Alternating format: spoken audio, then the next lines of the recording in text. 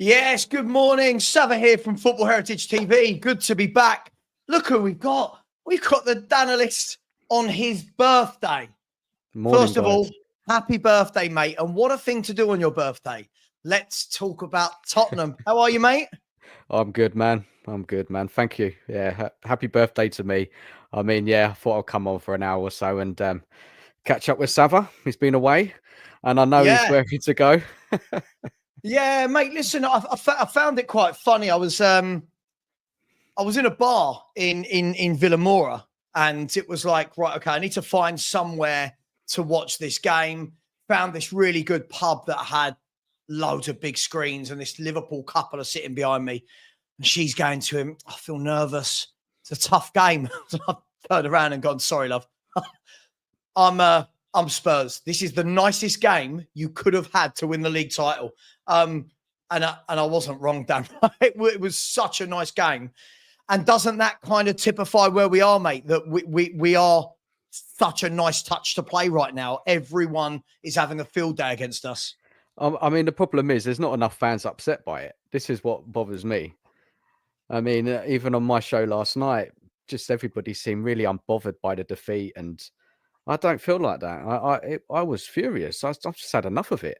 Defeat after defeat, and look, it's just not good enough. And there's been so many embarrassments. I'm sure we're going to have a few more before the end of the season.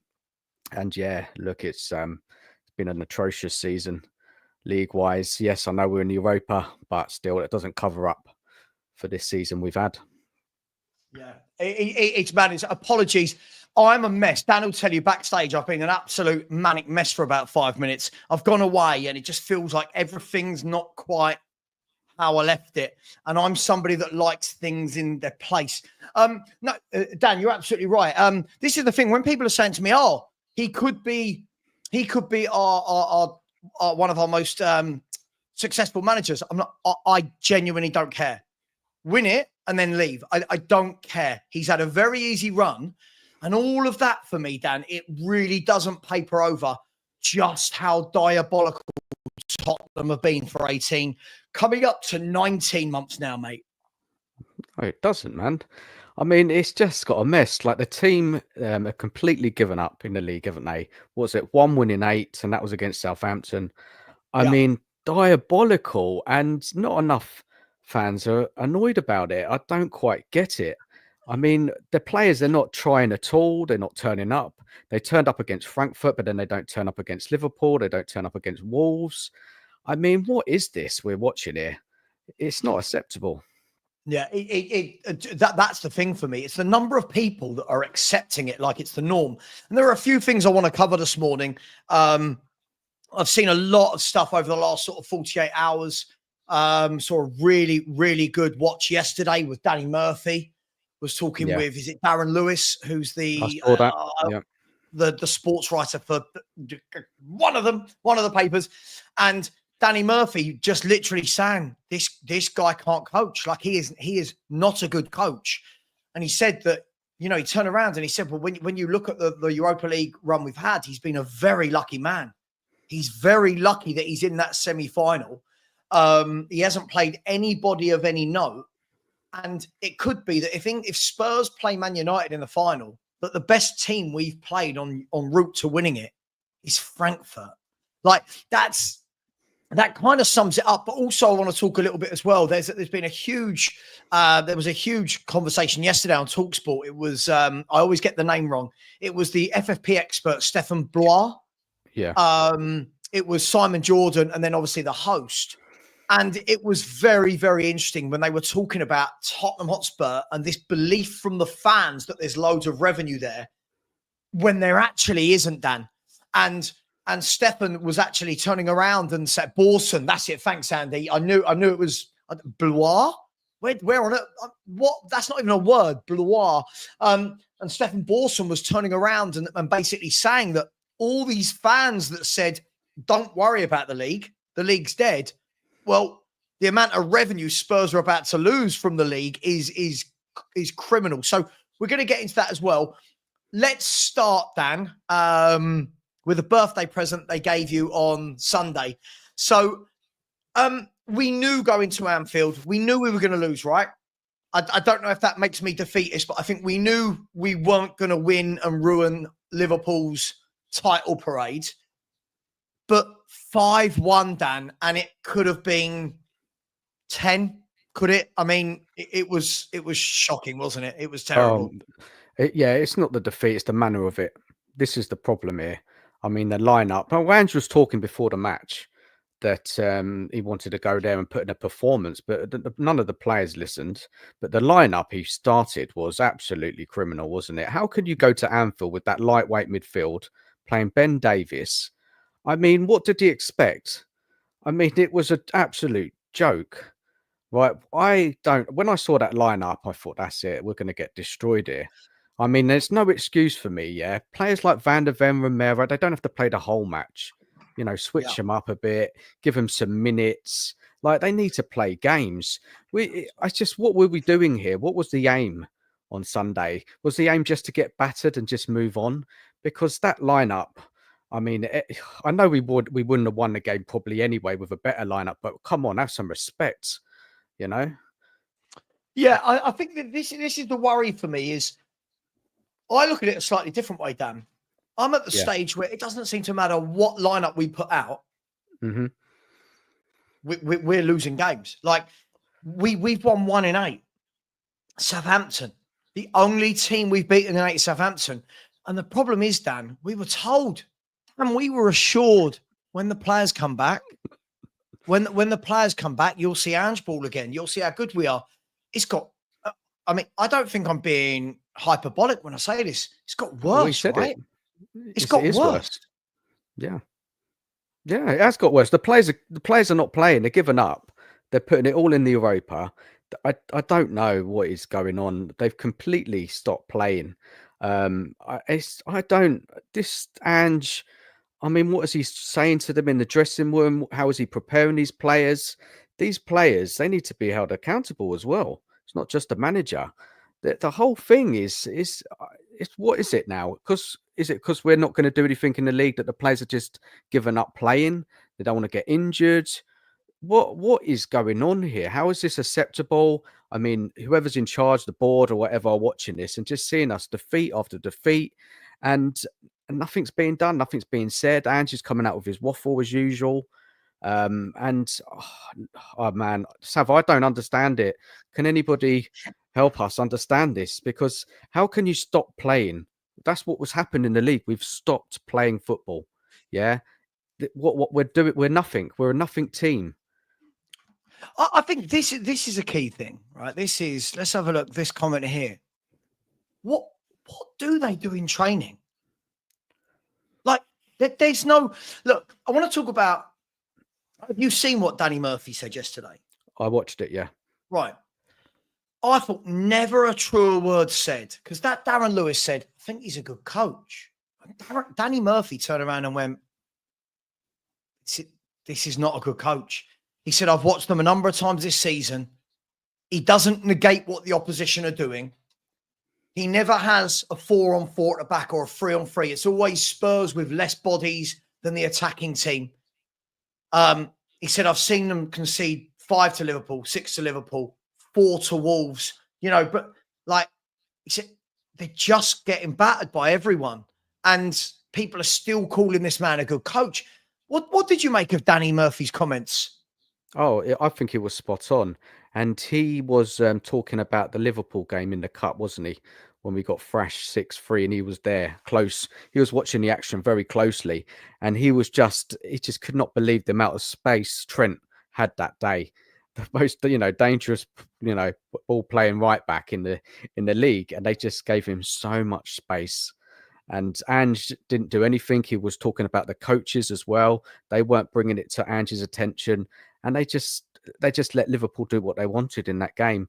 And he's right. Now, Darren Lewis, I mean, I don't know if he's friends with Ange, but he doesn't really, he should have called him out a lot more. The truth is, the season's not been good enough. On any season, a manager losing that amount of games would have been sacked, any team in the league.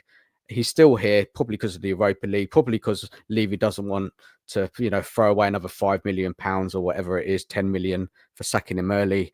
It's look, he's gone, Savva. He is gone in the summer. There's no way he's staying here, I've heard, even in but the Dan, Europa. I've heard this so much. You understand my skepticism.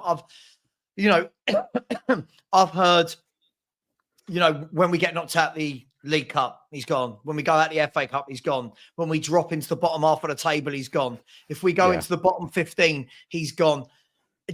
You know, look, he's still here. And do you know I'll tell you what really worries me more is someone's made a great point here, right? Someone's made a great point here. Let me just bring it up. Rich, against Dan, look at it.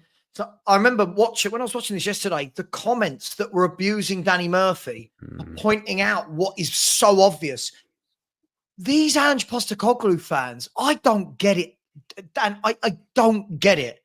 Now, I'm going to say something. It's surely either complete lack of tactical understanding of football, or they are just doubling down to the point where it's getting embarrassing.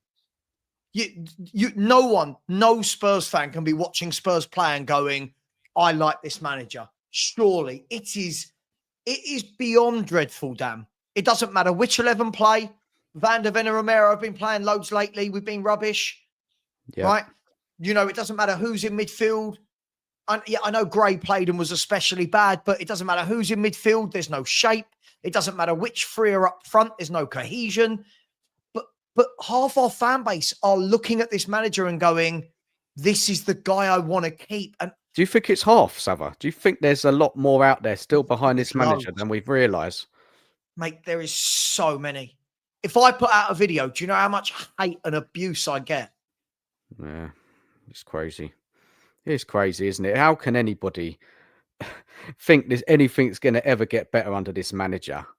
I mean, and he hasn't been sacked, and you're right, and it is a worry. We kept on saying he's going to get sacked after this, after that.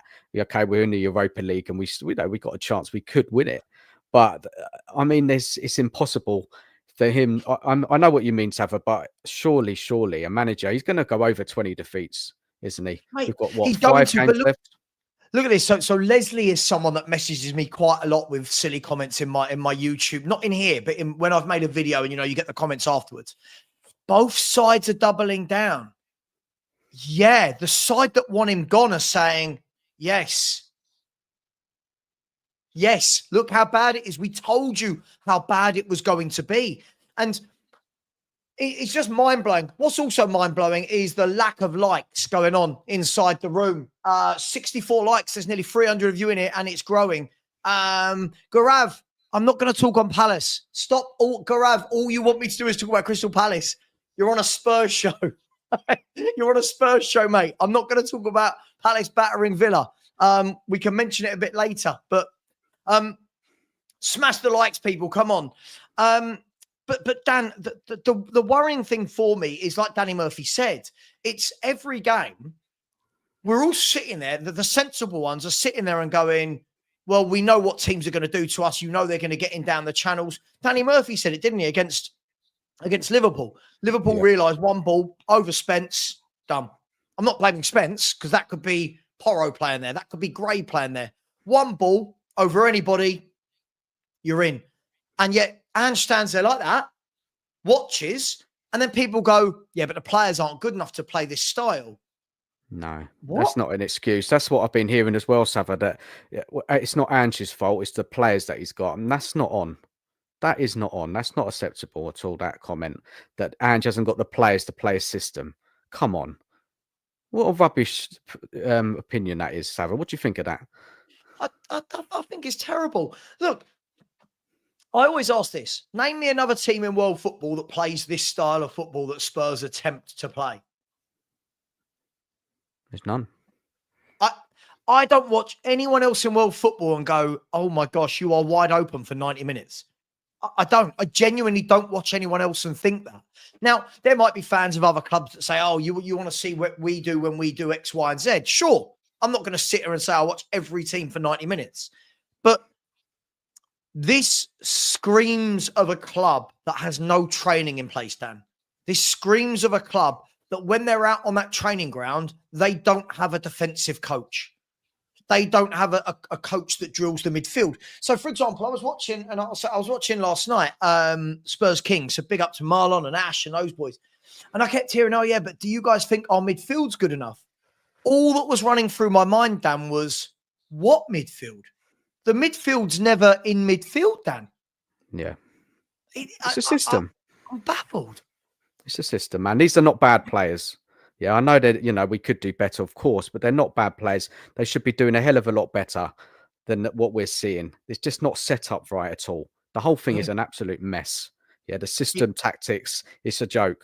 Yeah, I'm not having this like the players are not good enough. They are. They're better than this. Much better. You get a decent coach in that side, set them up correctly in defence and attack, and this team would be a lot more up there in that league. I'm sure of it.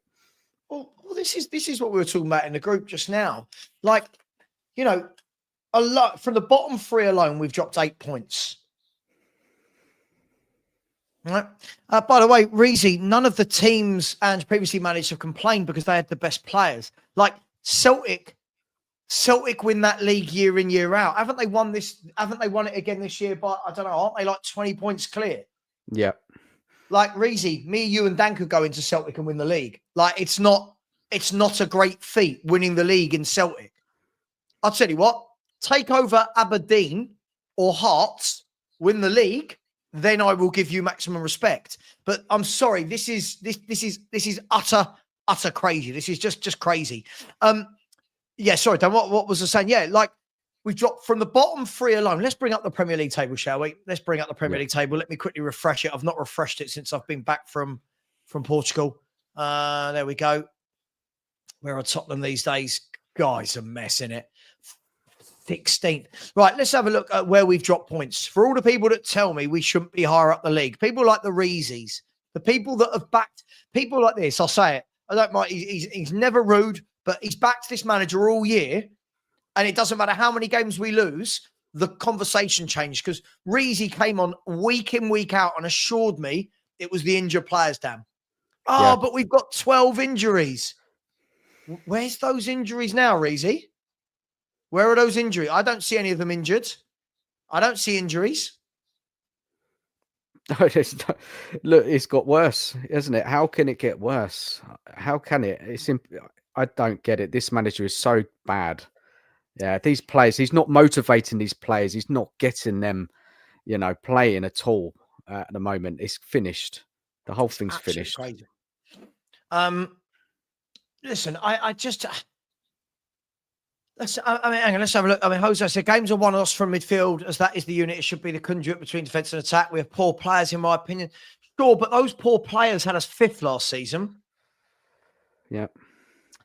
No one can tell me that suddenly they're 11, 12 positions worse off over one summer.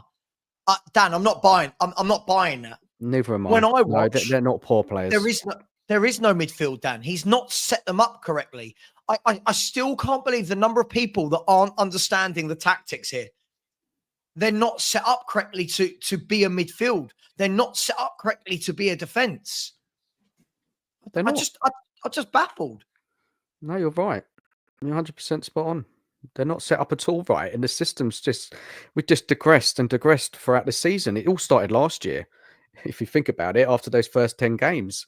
And it's never recovered. Well, let's have a look, Dan, right? So here's the league table, right?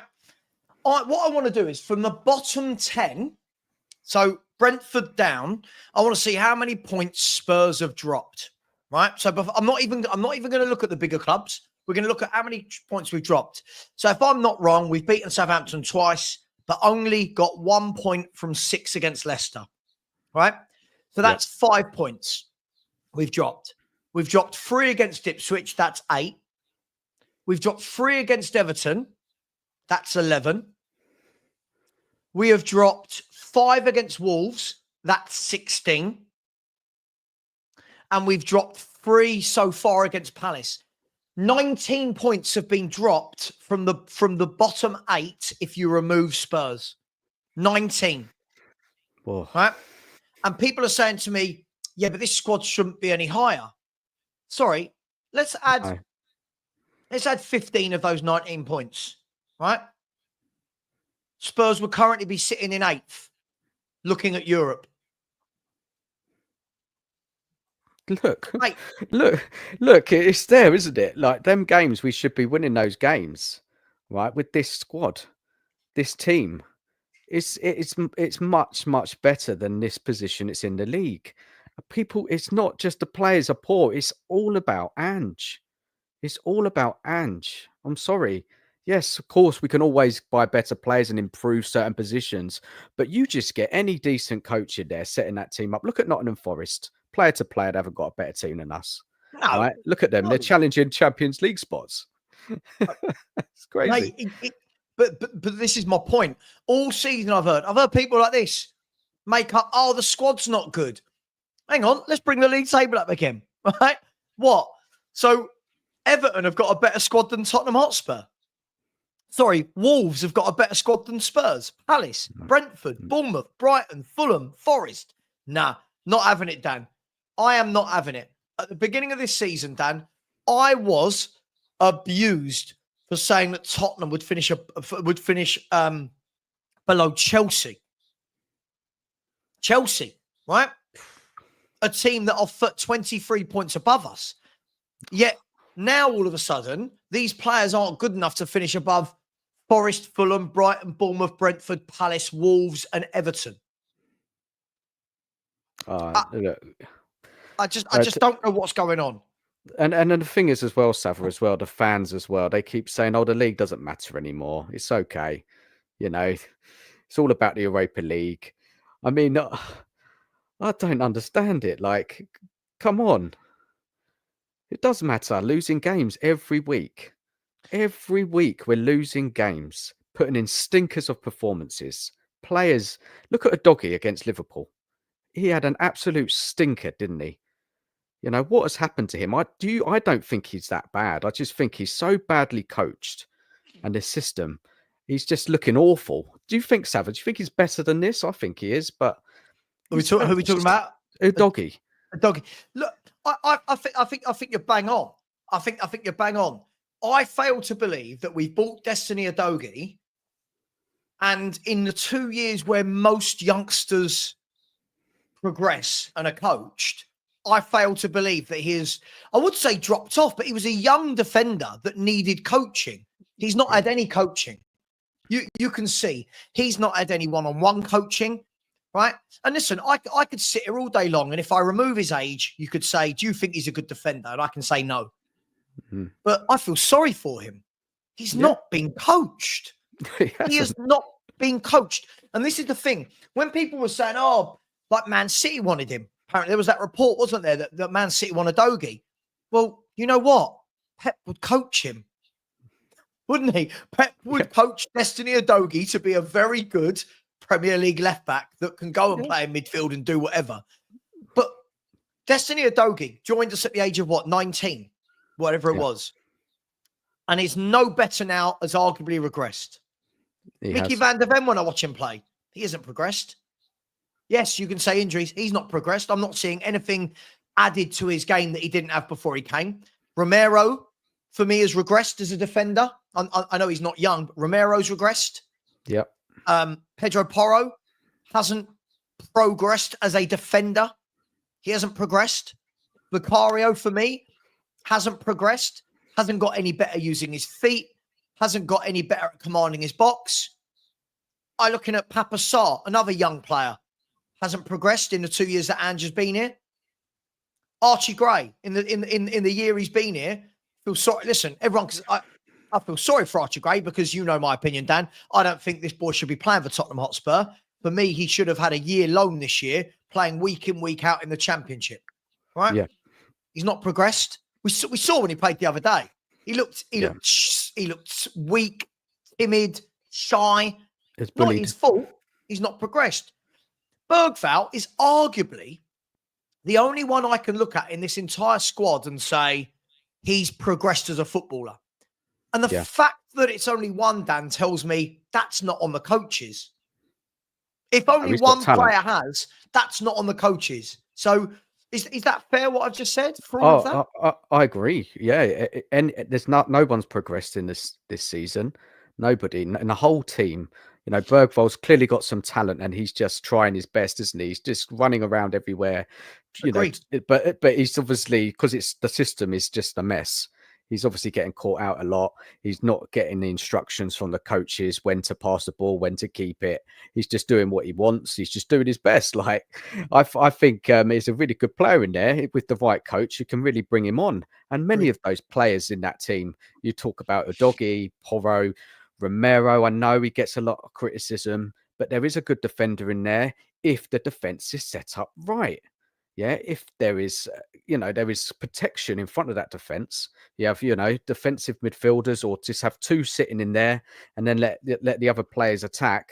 But because of the system is so open and we never change, we never adapt, it's just the same old trash every week. And that's why we keep losing games, and players they just look like they've just lost their way. So many of them. You can talk about them all, Savva. They all have. Solanke's come in. He had a good season at Bournemouth. Look, he's not the best striker in the world, but he should be doing better, than what we're seeing this season. Who is it? Who's improved, Savva? Can you name one player? Mate, Mate, there's none. I don't think any of them have improved. I would say that, listen, when I say Bergvall, the difficulty is at the age of 18, you are going to improve the more you play. So it's very difficult. But when you look at other players, like Papa Sarr, I think is the best case in point, because Papa Sarr, he's a young man, but not so young where you go, oh, he's only 18, bless him. Right. Yeah. So Papa Sarr had played 4 seasons of professional football, I think, before this season. I might be wrong. Someone might tell me it's 3 or 5 or whatever it is. This is where you want a coach to bring them on and you go, God, he looks good. Right. The way Thomas Frank does. Right. If we look at Damsgaard at Brentford, right? In his first year, everyone was going, oh, he hasn't really done a lot. In his second year, he's had a really good year this year. Oh, it's so good. Yeah. You can see he's been coached, developed, arm around the shoulder, nurtured. I'm watching Spurs and saying, have any of them got any new skill sets? Have any of them done anything where you go, he's added that to his game? I think Romero, look at Romero. Not the greatest in the air. Still not the greatest in the air. No, that's not been worked on him. Vicario, right? You've brought in a goalkeeper who's not very good with their feet to play with their feet. And in 2 years, it's not improved. Why not? And this is what I don't get. Yes, we can win the Europa League, Dan, but that is like, it's like me going in for triple heart bypass, right? And you giving me a paracetamol. Saying, don't worry, it will regulate itself. We need major surgery, Dan. We need major surgery, because the whole club right now stinks.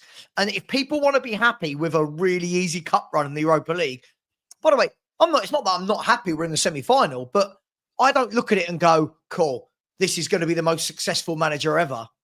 Bug right off. He is damaging this football club, Dan. Damaging it. He has, and there was a comment in my show last night from James that there is a lack of excitement going into this tie. Do you feel that there is a bit of a lack of excitement because of the season and how awful it's been? Yeah, because of how bad we are at football. Yeah, like we should be going into this. We should be going into this game like, oh, semi-final. We're not in many. Going in off the back of 1 win in 8 league games. Yeah. We're going in off the back of conceding 5 to Liverpool, 4 to Wolves, right? Everyone is beating us, and we've got fans just saying, don't worry about it. Yeah. Matt, you can call me out all you want. We all know you're a troll. I'm not. Matt, let me. 2 of these, 1 of these. I'm not writing him off. Listen to what I've actually said. Archie Gray needs to be playing week in, week out for me, but not at Tottenham Hotspur yet. I don't think he's there at that level. Now, I'll say this in plain English because we know you don't listen. Doesn't mean in 2 to 3 years, Archie Gray won't be a top player. I don't know. You've written him off. Savva, you didn't write him off. You I just know said he needs a loan for development. They don't listen. He could be a young lad with huge potential, Matt. Yes. He might need time. Yes. but he shouldn't be starting games in central midfield for Tottenham Hotspur. Look what Stanley's just bought me. Stanley's just bought me this in from the garden. How lovely. Thanks, Stan. Is that a present for Dan's birthday? There you go. Have it back. He's not ready to be playing central midfield for Tottenham Hotspur. And again, this is how low our standards have got, Dan. We have got fans that want him to. For me, we should have bought him from Leeds and said, Leeds, keep him for 1 year, but we want it written in his contract. If fit, he starts every game in midfield. That's because what he we've needed. seen when he's played in midfield for us, I'm sorry, he's not good. He's not good enough. I'm not knocking him. He's not there yet. And I don't know why everyone thinks that's writing him off. He's just not ready yet. Sorry, last thing. I know I'm ranting. I've not been on stream for 4 days. Right. Look at the difference in level between Bergvall and Gray. Is that fair, Dan? Yeah. Right. One looks ready to play. The other one doesn't. I don't know why everyone gets their knickers in a twist about Archie Gray so much. Look, we haven't seen him in midfield at all, really, have we? He's been playing in defence across all the different positions, and he's not coached right. He's not been. Do you think it's going to really affect his development, Savva, this season? Mm-hmm. Do you think he can recover from this? I'm sure he can, but it's not good for him, is it? What's happened? How he's been kind of put in the team. I mean, it's good he's got minutes. I get that. He's played lots of games but it just doesn't make sense. What is he? I thought we bought him for midfield. That's what I was told. But he's only played there maybe a game and a half. And then to throw him in against Liverpool, poor kid. I mean, I felt so sorry for him. What did I put in our group? Do you remember what I put in our group 20 minutes before kickoff? Go on, remind me again. Right. I put in, remember this message, Gray will have a biblical stinker and get hooked at half time. He did. Yeah. Right? Now, I'm not knocking the kid.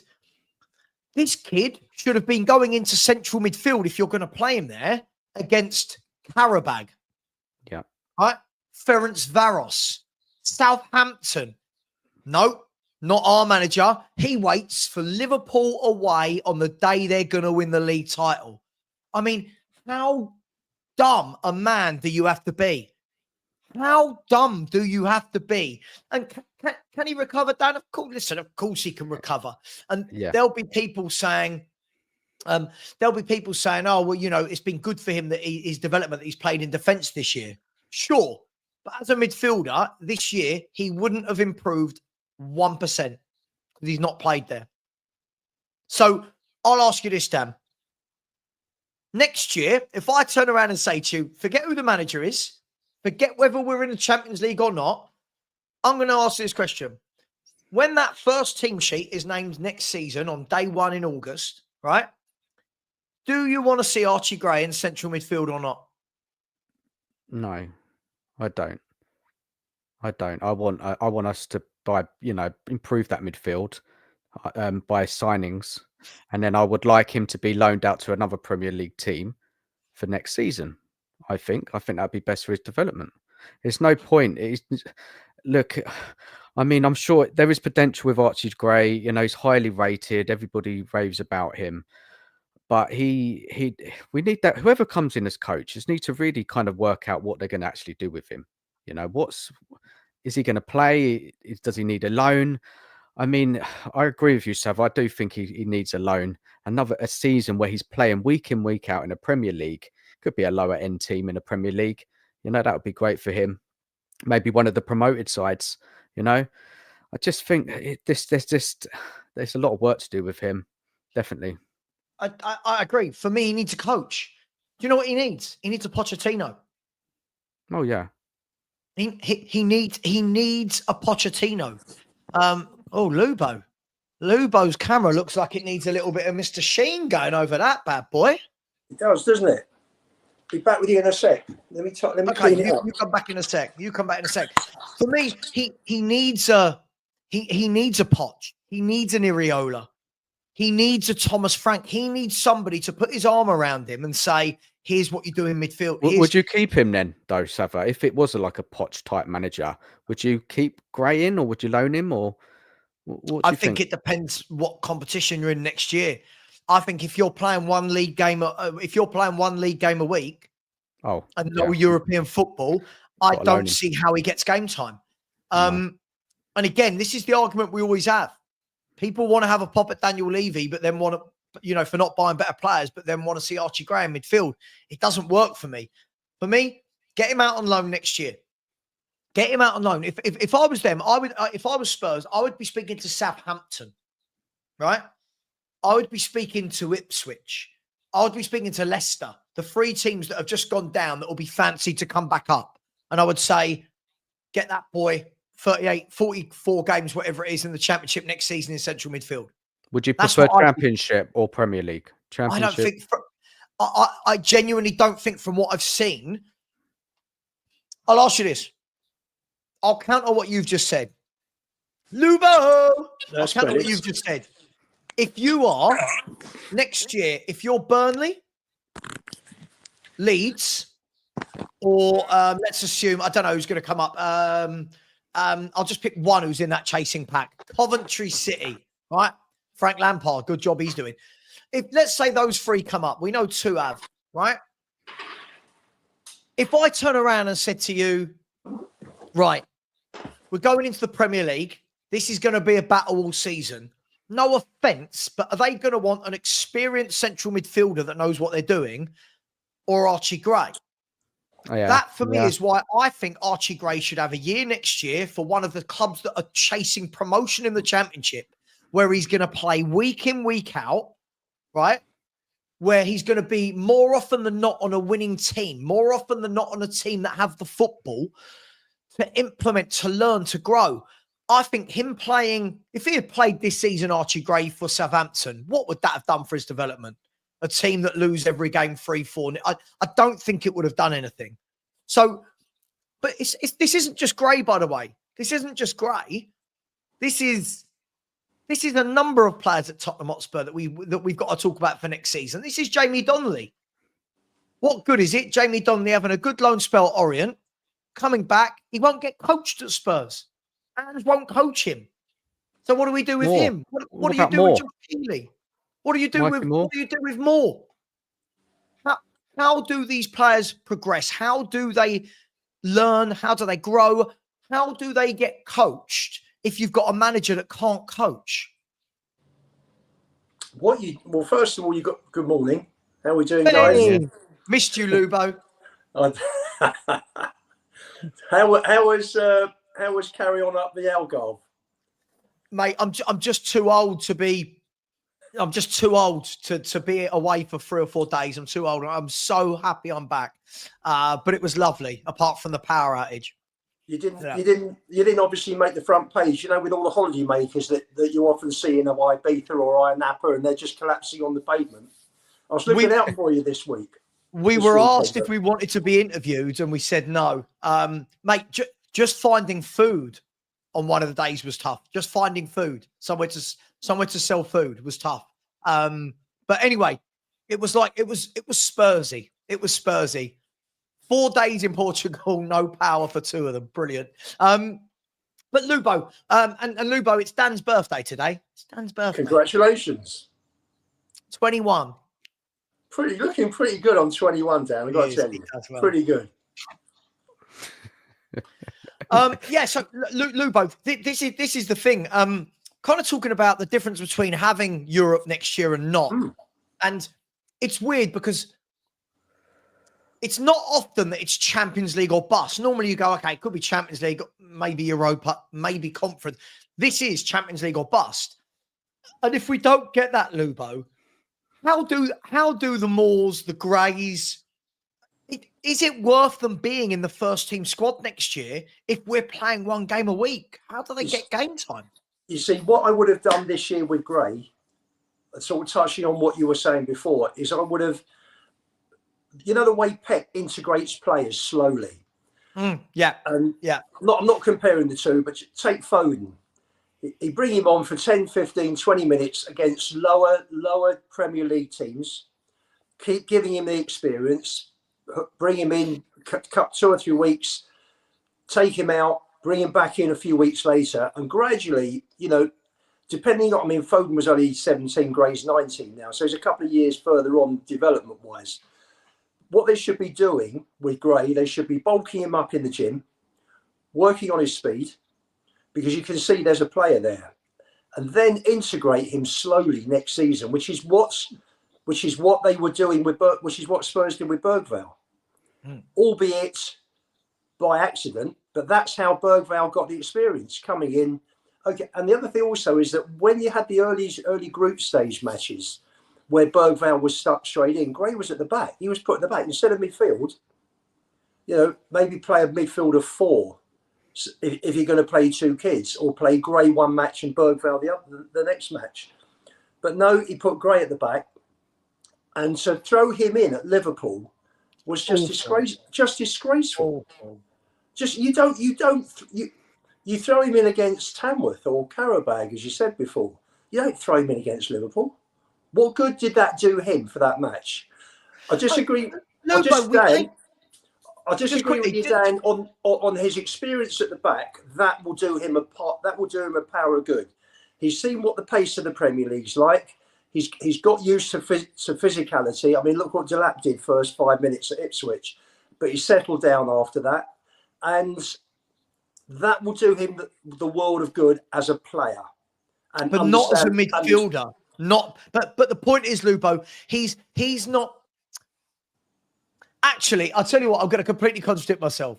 I genuinely think Gray wouldn't have developed this year playing in midfield because we don't have a midfield.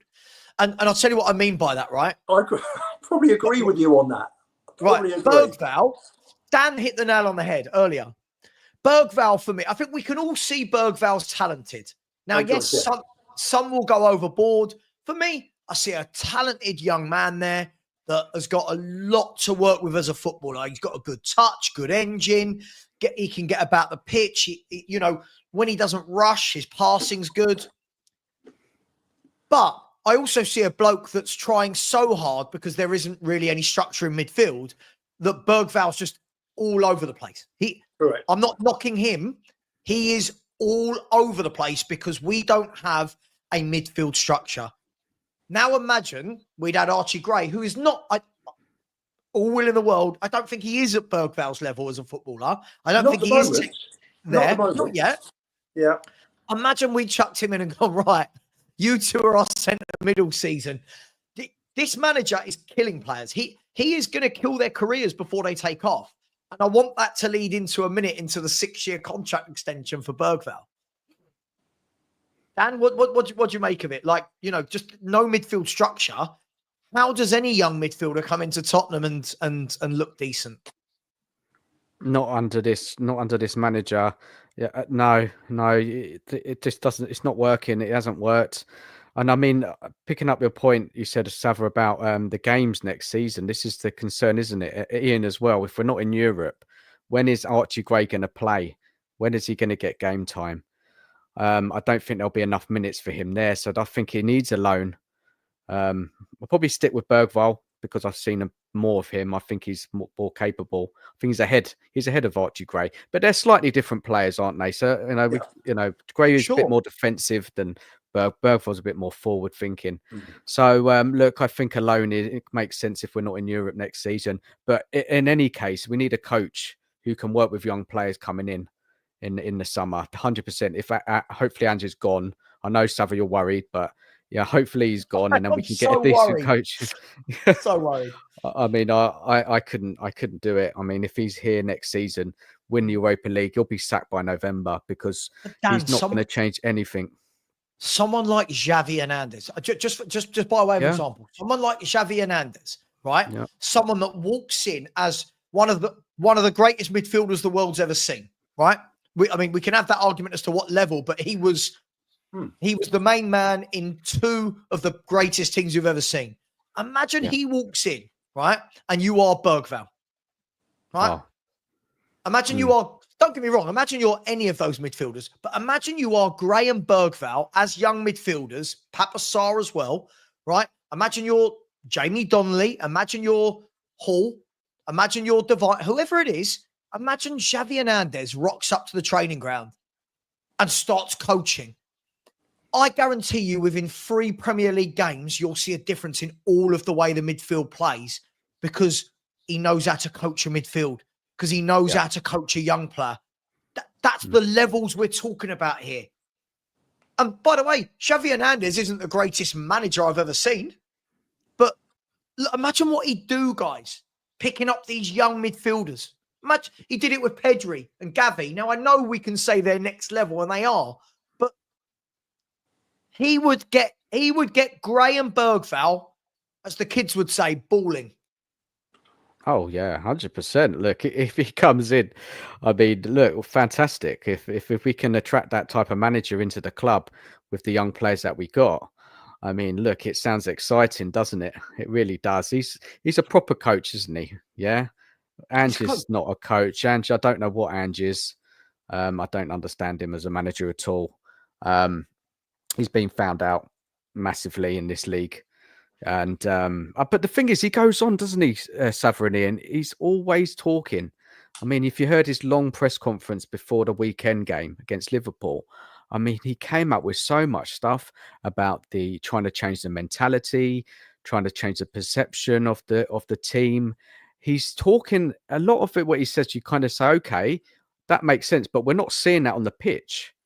So what is suddenly going to change, Ange, under your management when we've gone so downhill this season? And then you're talking about maybe giving him another transfer window in the summer and then going again next year when he's kidding players. I mean, I just cannot believe this guy is still in the club. But like, Dan, this what is is the thing. going on? No, this nothing. is the thing, Dan, right? Let me ask you this, and Luba, of course. Right? Yeah, by the way, Jeff, I was just using it could be Sunderland coming up. I was just using an example. But by the way, if Lampard gets them up, I hope he gets a little bit more respect, because that would be a phenomenal job Lampard has done. They were in relegation trouble, and now they're one game away from the playoffs. By the way, Japhet Tanganga and his Millwall team are also one game away from the playoffs. They've got a big ask, by the way, Millwall, because they are away at Burnley, who we know are champions or could be champions, and I think Coventry and who is it above them? Coventry and Bristol City have both got quite nice home games. But I was speaking to a Millwall fan, right? He was sitting next to me on my barbers the other day, proper tattooed lad, and I'm, mate, who do you support? I'm Spurs. Oh, that Japhet, he said, that Japhet. He said they're all worried because he's far too good, they said, for the championship. They said he stands out a mile in the championship, Tanganga. And apparently, don't shoot me, shoot the really scary, bald, tattooed Millwall man who sat next to me. He said that apparently he's got a 2.5 million release clause. I don't know. I don't know if that's true. But anyway, the worrying thing here, guys, for me, is whenever I ask an Anjin fan about, sure, give him next season, like our mate Matt in the chat, give him stability, give him 3 to 5 years. Lubo, when's the coaching going to change, though? Like, at what stage when you're managing a club do you suddenly go, actually, I should probably try and iron out some of these issues? Like, when does that kick in? Well, I've got to ask, is Matt in the, he's watching the show? Of course he is. Matt, last year we were 25 points off Man City at the end of the season. At the moment, we are 46 behind Liverpool. 45 behind Liverpool, which will probably end up over 50. So when you're 25 behind 1 year, then 12 months later, and remember, the first team squad that we had last year, the main first team players were all stayed at the club. They all stayed at the club. The most probably the player with most appearances from last season who left was Højbjerg, but he wasn't considered a first 11 player. The whole first 11 stayed with the club. So, and we lost Højbjerg in terms of someone that established, and we brought in Solanke. So you've got to look at it. This is pretty much the same team. You know, we haven't had the team ripped out. We haven't lost Elise and the centre back that Anderson that Fulham that Palace lost in the summer. So how can you still be backing Ange when we're in reverse? You know, you're going from 25 to 50 points off the top. You know, at what point do you say, hang on a second, we're in reverse, we've got to stop this. This just isn't working. Can I show you, Lupo? Can I show you how we know it's never going to change? I'm going to show you how you know it's never going to change. You've all seen this. It's flying around the WhatsApp groups. All of the people, when I've brought up this year, right, I've brought up pictures like this, right? I said, this is Ange ball. And people tell me, no, it's not Ange, it's the players, right? I bring up pictures like this. No, it's not Ange, it's the players. Ready? It's not Ange, it's the players. These are all Spurs examples, by the way. Look, these are all Spurs examples. Right. Do you know it's never going to change, guys? Look at this picture from when Ange was managing Celtic. It's exactly the same. This is how his teams play. There is no adapting. There is no tweaking. This is what he does with better players. This is how he coaches them in the second, third, fourth season. This is what he does. This is how he leaves his team exposed. And the familiar picture here, Lubo, of 2 centre-backs up against 5 players, right? And the 2 fullbacks inverted trying to run back through midfield. It's not going to change, is it? This is what he does. It's not going to change. He can work his magic. It's not going to change. It's not. Up to a level, he's okay. This is levels too high for him. It really is. And, you know, he had all the best players at Celtic. You know, Celtic spends 60% of all monies spent in Scotland on buying players in the SPL. So they got the most money. They buy the best players. So you can afford to play like that because if the other team scored 2, you'll score 3 or 4 or 5. And that's what happens. But what he should have seen, what he should have done was come down in between seasons, look at all the Premier League games, study them, study all the different systems that all the clubs play, and then looked at his system and think, is this going to work? He got away with it for 10 games, and then the rest of the league cottoned on, and it's been downhill since then. You know, from Chelsea onwards, we'd have finished 12th, and now we're 16th. Okay, we might finish 13th or 14th, but we're still there or thereabouts in, you know, below in the bottom half of the table. Nothing's changed literally from Chelsea last year. So we've had 18 months of this. We've had 62 league games and we've lost 31 of them. So I'm not sure how it's going to change. He is unable to stem the flow of defeats. He just can't do it. So and you hear about Levy, and I heard what you were talking about with FFP, which we're going to go on to. We're going to go on to it.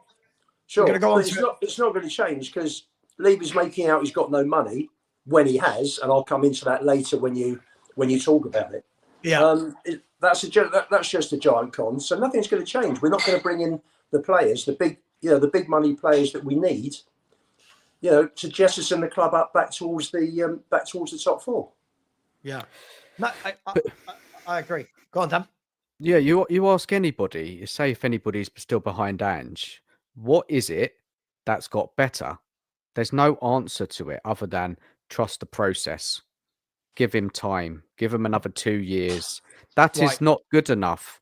There's literally nothing that's made any progression this season. Nothing at all. I really do. I really look at things. I look at everything. And I just can't see anything at all what gives me any hope for the future under this manager. 20 defeats, was it 19 defeats? Yeah, we'll be on to 20 at the weekend. It's a results business. He has to go. He must leave this summer. Yeah, but Dan, people think it's working in Europe. Can you answer this, please, Dan? Then, so why is it working in Europe? I love this. It's not working in Europe.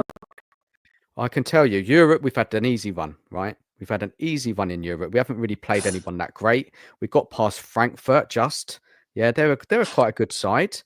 But other than that, I mean, that European form, when have we actually played a really, really good game? Like, we've dominated the game. We've created, plus 20 chances. We've absolutely smashed. We haven't done it to any of these teams in the Europa League. And a lot of these teams in the Europa League, they're not at the top teams, are they? No. They're not great. No. So we haven't shown anything in Europe. Look, we can stink our way to a final, and it looks like we may do. And what a draw we've got against Bodo Glimt. What a draw! What a chance to get to a final. Yeah, Dan, look, we struggled. This is who we've played in Europe. It's all about the league, yeah. The league is the bread and butter. That is the truth. And we haven't played well in the league all season, barring maybe 4 or 5 games. There's just nothing to get behind this manager anymore.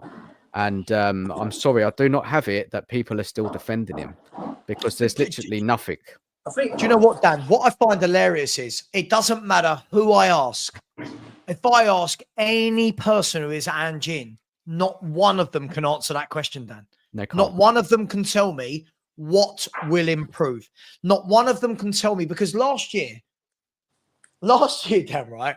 If I had a pound for every time I was told, one, that I don't know Ange, you don't know Ange, you don't know Ange, or two, wait and watch what he does in his second season, right? He tweaks, he adapts.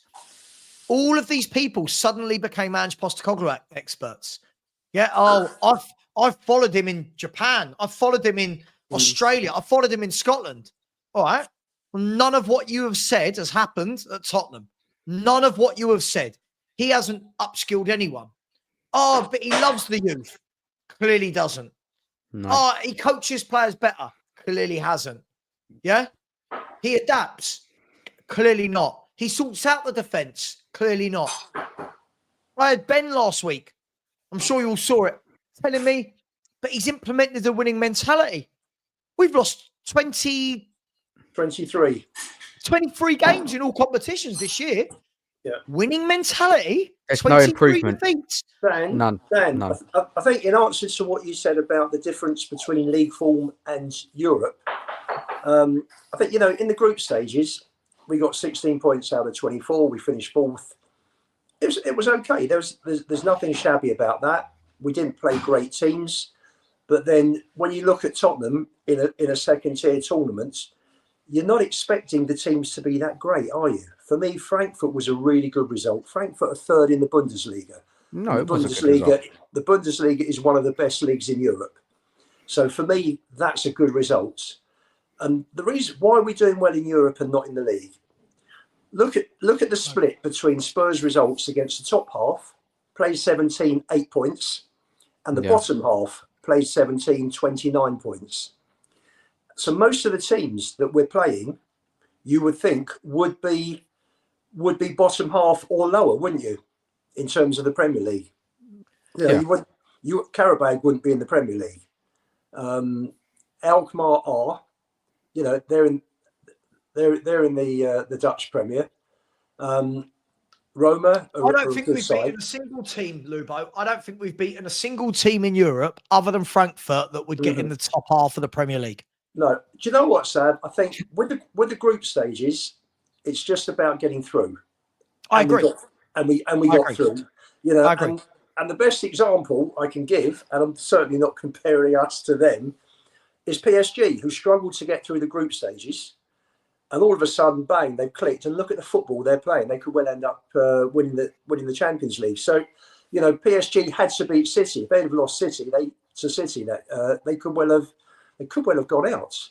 I think they were 25th at the time. So the group stages, we did enough. We got through. Great.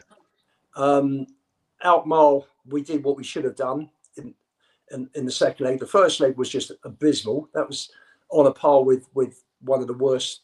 I think that was worse than Tamworth, to be honest, because we had virtually a full strength team for Alkmaar. So could we win Europe? Yes, we could. My fear is that, Bodo Glimt, I've only seen highlights. Couldn't tell you if they're any good or not. Should we be beating them? Well, we should be wrapping it up on Thursday if they've had 6 out of their first 10 outfield players missing. Yeah. That there really is no The excuse. stars are aligning for Ange. Let's be brutally honest, right? I know they knocked out Lazio, but let's be really honest. No one would have wanted Bodo Glimt over Lazio. Sorry, no one would have wanted. No, of course not. No one would have wanted Lazio over Bodo Glimt, if that makes sense. Sorry. Sure. But Lubo, I agree with you. Bilbao, you would think would be in the top half of the Premier League. Bilbao will be in the top 6 of the Premier League. They're a very good team. Yeah, they're a very good team. In which case, you look at our record against the top half, it gives you no encouragement to think we'd beat them in the final. 8 points from 17 games. It's. I agree. I mean, look, we could win this Europa League final, right? With the best team we're beating being Frankfurt. Because if we beat Man United are like us. They're having an awful season, right? Bodo Glimt. Listen, Bodo Glimt, again, I've said it. What a really good, well-drilled football team they are. But with limits. There's limits to that. This isn't a team that goes out and buys the best players from around Europe. This is a team that is well-drilled, well-coached, does well in Europe. But like I've said to everyone all along, Bodo Glimt, the difference in this game compared to the other games Bodo Glimt have had is Bodo, so far in all their knockout stages, have played at home first, right? So Bodo have played at home first. Teams are going there in what I don't know, below freezing levels, plastic pitch, 8,500 fans. Bodo get the win, and then Bodo go away, lose, but do enough to get through. Yeah. This is different. This is different. Yeah, I know. Between 5 and 15. Between 5 and 15 degrees, they reckon, next week for Spurs. Right. But they're coming here, Lubo. They're coming to us first with their 3 best players suspended and another 3 are now injured, right? And the guy, Sav, the striker, one of the strikers who is suspended, I think, is the leading goal scorer in the Europa League this season. It's Hellmander, isn't it? Yep. I think it's Hellmander. Yeah. And their best player is suspended, which is Berg. He's a very good player. So the stars have aligned for this Thursday night. I fully expect Spurs to win this game comfortably. I'm not sitting here because what will happen is Spurs will win this game comfortably and people will go, oh, there you go. Ange proved you wrong. He's not proved me wrong at all. I fully expect to knock Bodo Glimt out over 2 legs. He's not done anything where I've gone, oh, wow. Yeah. I'll tell you what, get to the League Cup final by knocking out Liverpool over 2 legs. Now I'm giving you maximum praise, right? Get to the FA Cup final and beat teams like Aston Villa en route. Now I'm giving you maximum praise. But all these people going, he's got to semi-finals. All right. Across all these competitions, what's he really had to do to get to these semi-finals? He's played Man City. It's the worst Man City we've seen, and they put out their B team. He beat Coventry and Man United, who are dreadful, right? In the FA Cup, he struggled against Tamworth. Villa knocked us out easily. In the Europa League, he's had to knock out Frankfurt, who, let's be fair, Lubo, you even sent me this data. Pre-Marmouche and post-Marmouche, very, very different Frankfurt. So I'm not going to knock any manager that gets you to a final or wins it. I'm not. Fair play. But just to answer all these people that go, does it change your mind if he wins it? No, he should be bloody winning it. Dan, this is the first year where the Champions League teams don't drop down, right? And I'm not being funny. It's kind of showing across the whole tournament for me. I'm not saying it's right. I know Lubo will have a go at me. I'm not saying it's right. I agree. Clubs shouldn't drop down. But you can instantly see the standards that Spurs and Man United are dreadful in their own league.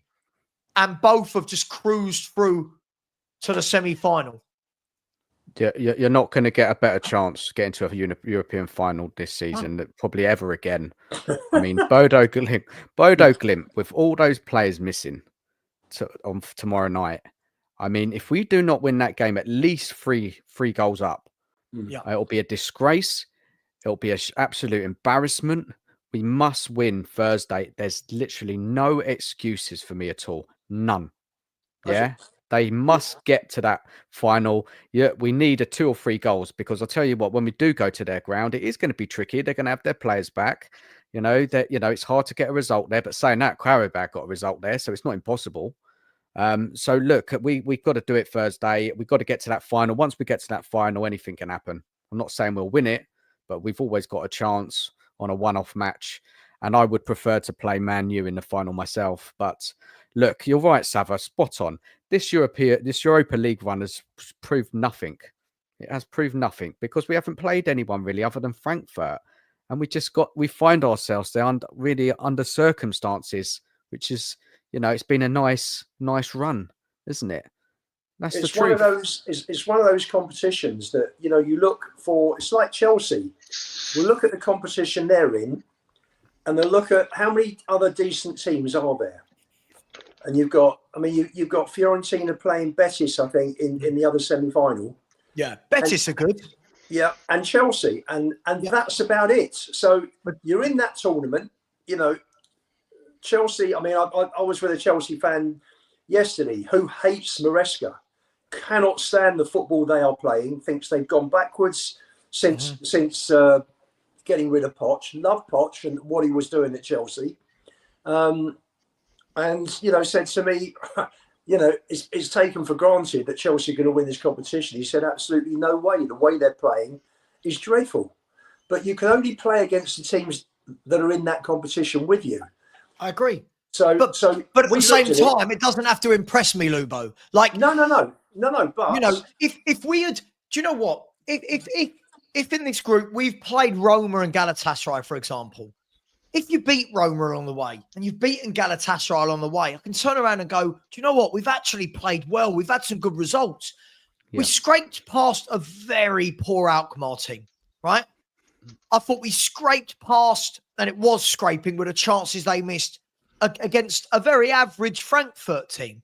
So at the moment, if we win it, I turn around and go, thank you, Ange, for winning it. Have your plaudits. For a day, I won't be asking for you to leave, right? And the very next day, I'll be like, right, who are we getting in as manager to manage us in the Champions League? Absolutely, but I think Frankfurt, we did deserve over 2 games to win that. The only time they were half decent, probably for any period of time, was the last 10-15 minutes of the second game. They had chances. Look, I wasn't convinced in it. I wasn't convinced in the 180 minutes. I wasn't convinced that Spurs are a good team, right? We dug in the second leg. It was a better performance, Savva. That's what it was. I agree. It was a better defensive performance in the second leg, right? Sure. Yeah. But again, football, we all know this. We're all old and ugly enough. No offense to anyone here, right? I've included myself in that. We're all old and ugly enough to know one goal changes everything. And let's be fair, thank God for the Frankfurt right back for missing those 2 absolute sitters in the last 10 minutes. But my point, coming back to this, Lubo, my point is this. I can turn around and say, thank you for winning that competition. But it doesn't mean that the bigger picture, I think he's the right man for Spurs. Sure, bring him back for the next time we've got an easy cut run to have. But he has shown time and time again in the league, this guy can't cope. He has been outsmarted this year by Kieran McKenna. Yeah. He has been outsmarted, right, twice by Ruud van Nistelrooy, and who was the Leicester manager the first time? No, we drew that, didn't we, the first one? Yeah, but what I mean is he couldn't get the win against them. No, that was Steve Cooper, wasn't it? Steve Cooper. So Steve Cooper, he couldn't get the better of. Ruud van Nistelrooy couldn't. Vitor Pereira twice has outsmarted this manager, right? This manager can't outsmart anyone. So forgive me, guys, for not saying, yeah, I want to keep a manager just because he might win the Europa League. I'm not having it. I'm not having it.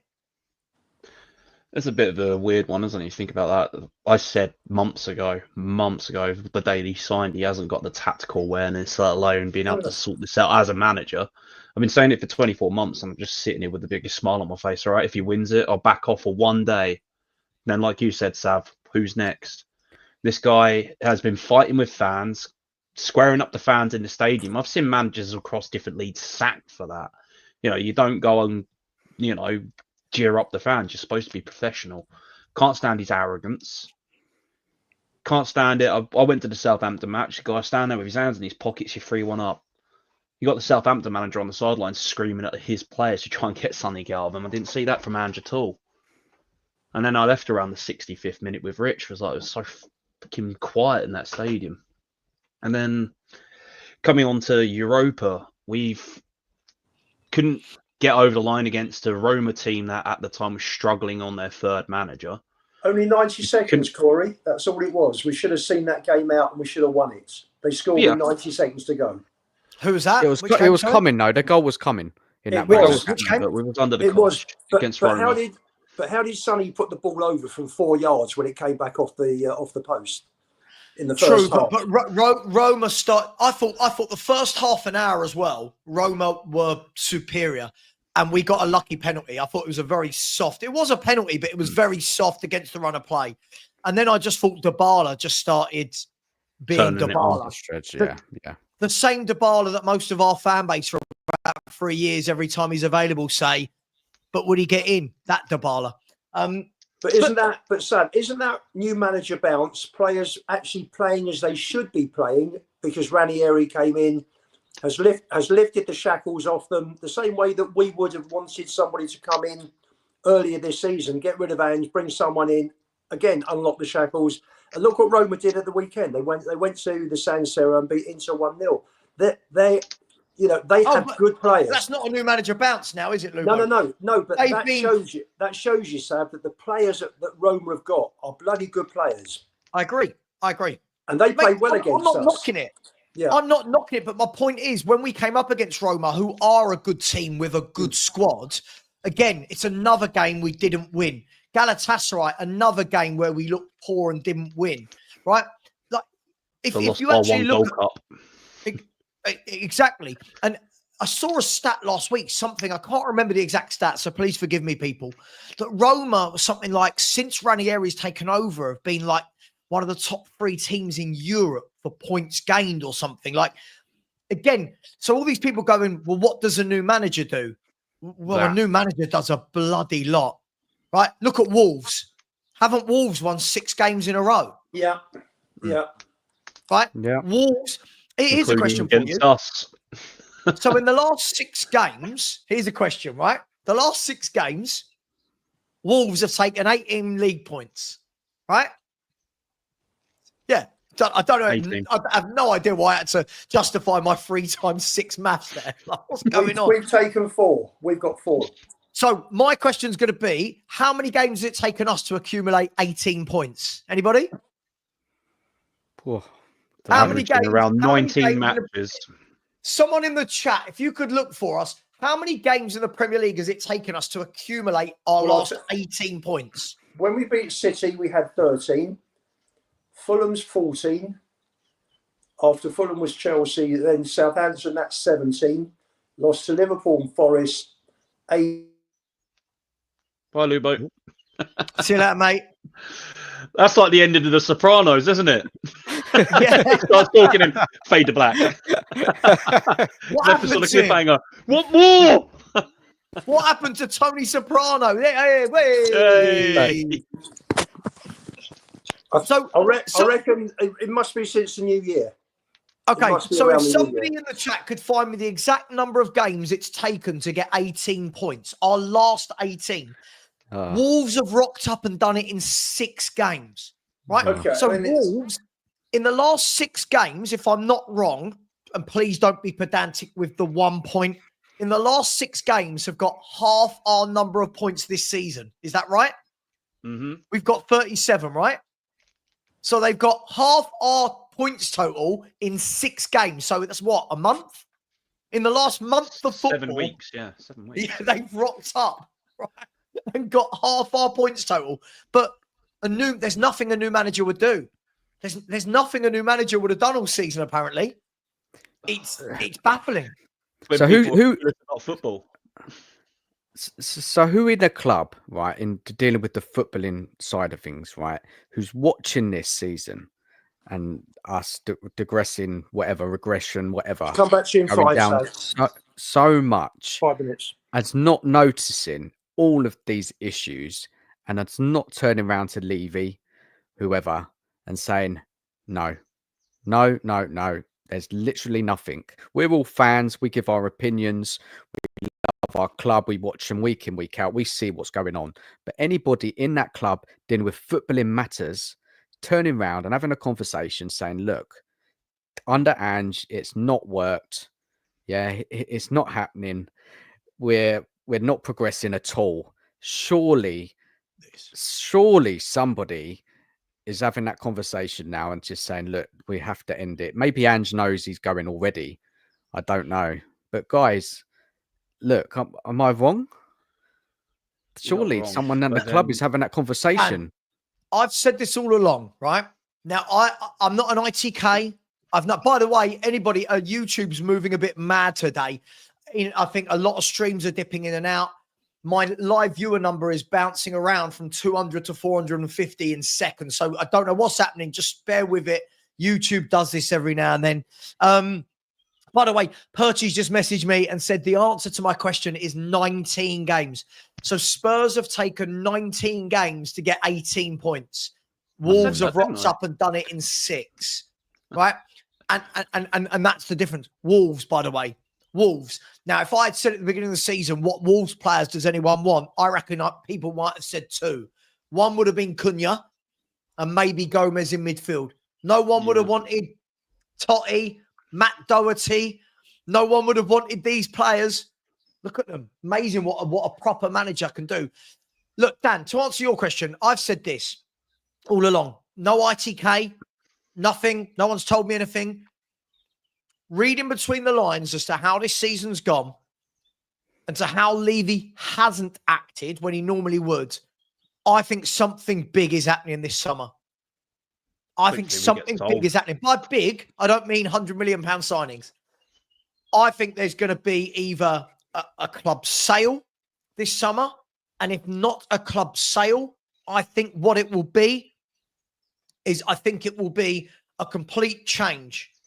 And I think by bringing in the new CEO, I think what he will do is immediately remove Lang, Munn, and Ange. And I think you'll see a complete clean sweep. That is why, Dan, I think he has not done anything, because we all know Daniel Levy doesn't sit around for this. Daniel Levy doesn't sit around and go 16th, 17th. Let him crack on. He doesn't do it. So for me, something big's happening this summer. Mark my words. So. I hope so. I really hope so. It has to happen. Something must be going on, because he should have been sacked months ago. Can you see that? What are you showing us? Sorry, that is the last 22 league games. Spurs have taken 18 points. We've won 5, drawn 3, and lost 14 of our last 22 games. Look, it's negligence if Ange remains in the job. Negligence from the club. Yeah. You're averaging 1.1 points per game. That's how I worked it out with 19, because if you're taking an average of 1.1 points per game over a season, that's only going to be 38 points, and you're going to avoid just about relegation of the magic marker being 40. This guy has just been tactically inept. He makes no changes throughout matches. His talent, Corey, these fans are backing it. I don't understand it, because they're probably sitting there with their rose-tinted glasses on. They just like Ange. When Spurs were good. Like him.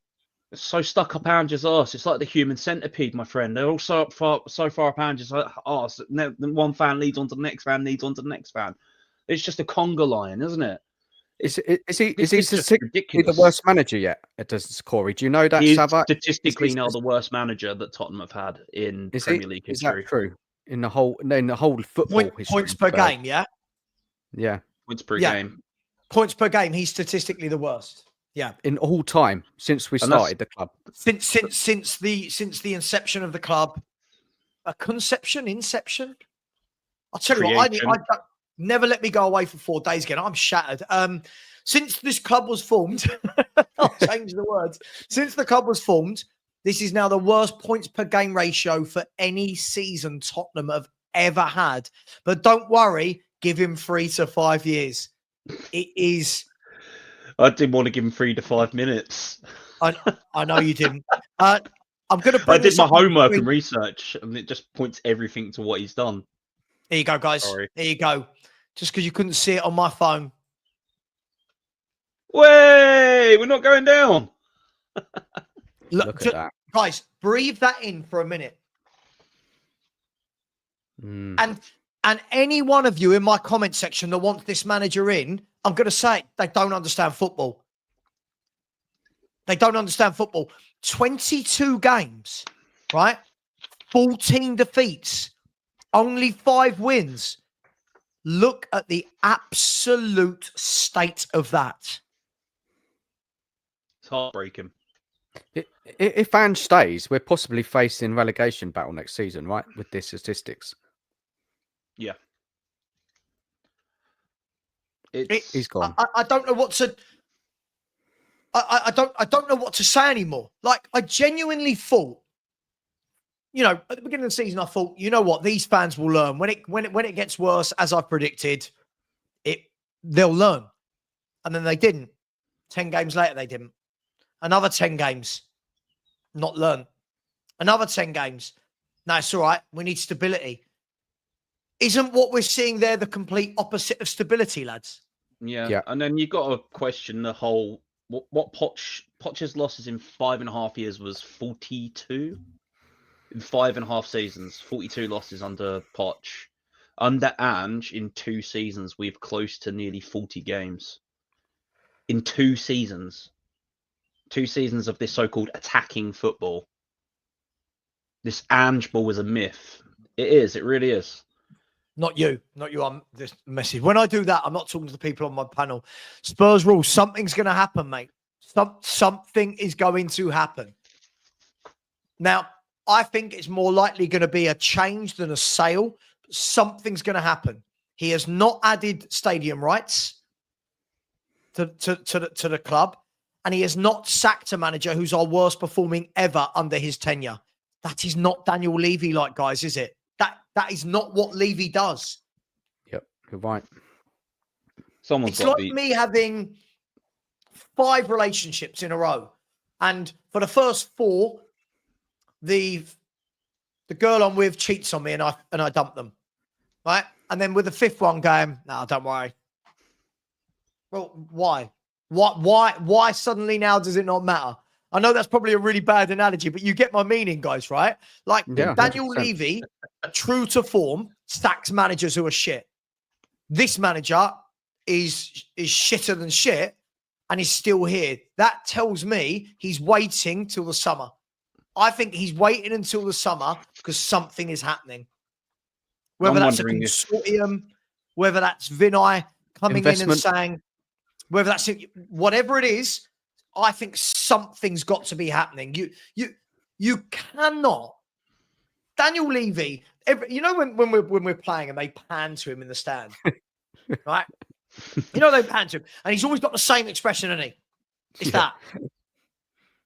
Right? Yeah. There's no expression. There's no sad, happy. It doesn't matter win, losing, or draw. And I'm looking at him and I'm thinking behind his eyes, something's ticking. Like he is never sitting here and going 1 defeat in 8. That's all right.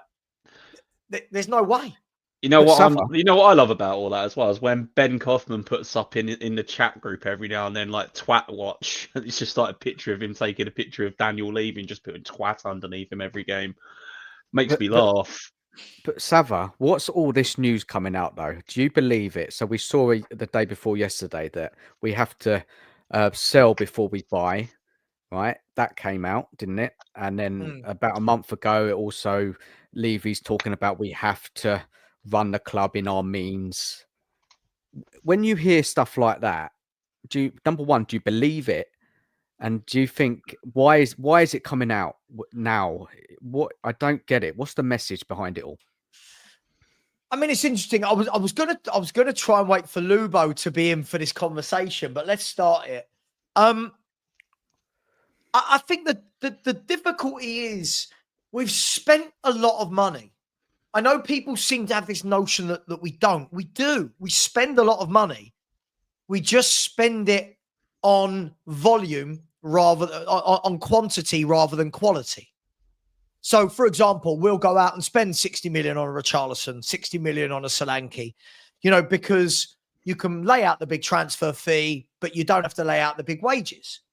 And that's where Spurs will save their money over the 4 or 5 year term of the contract.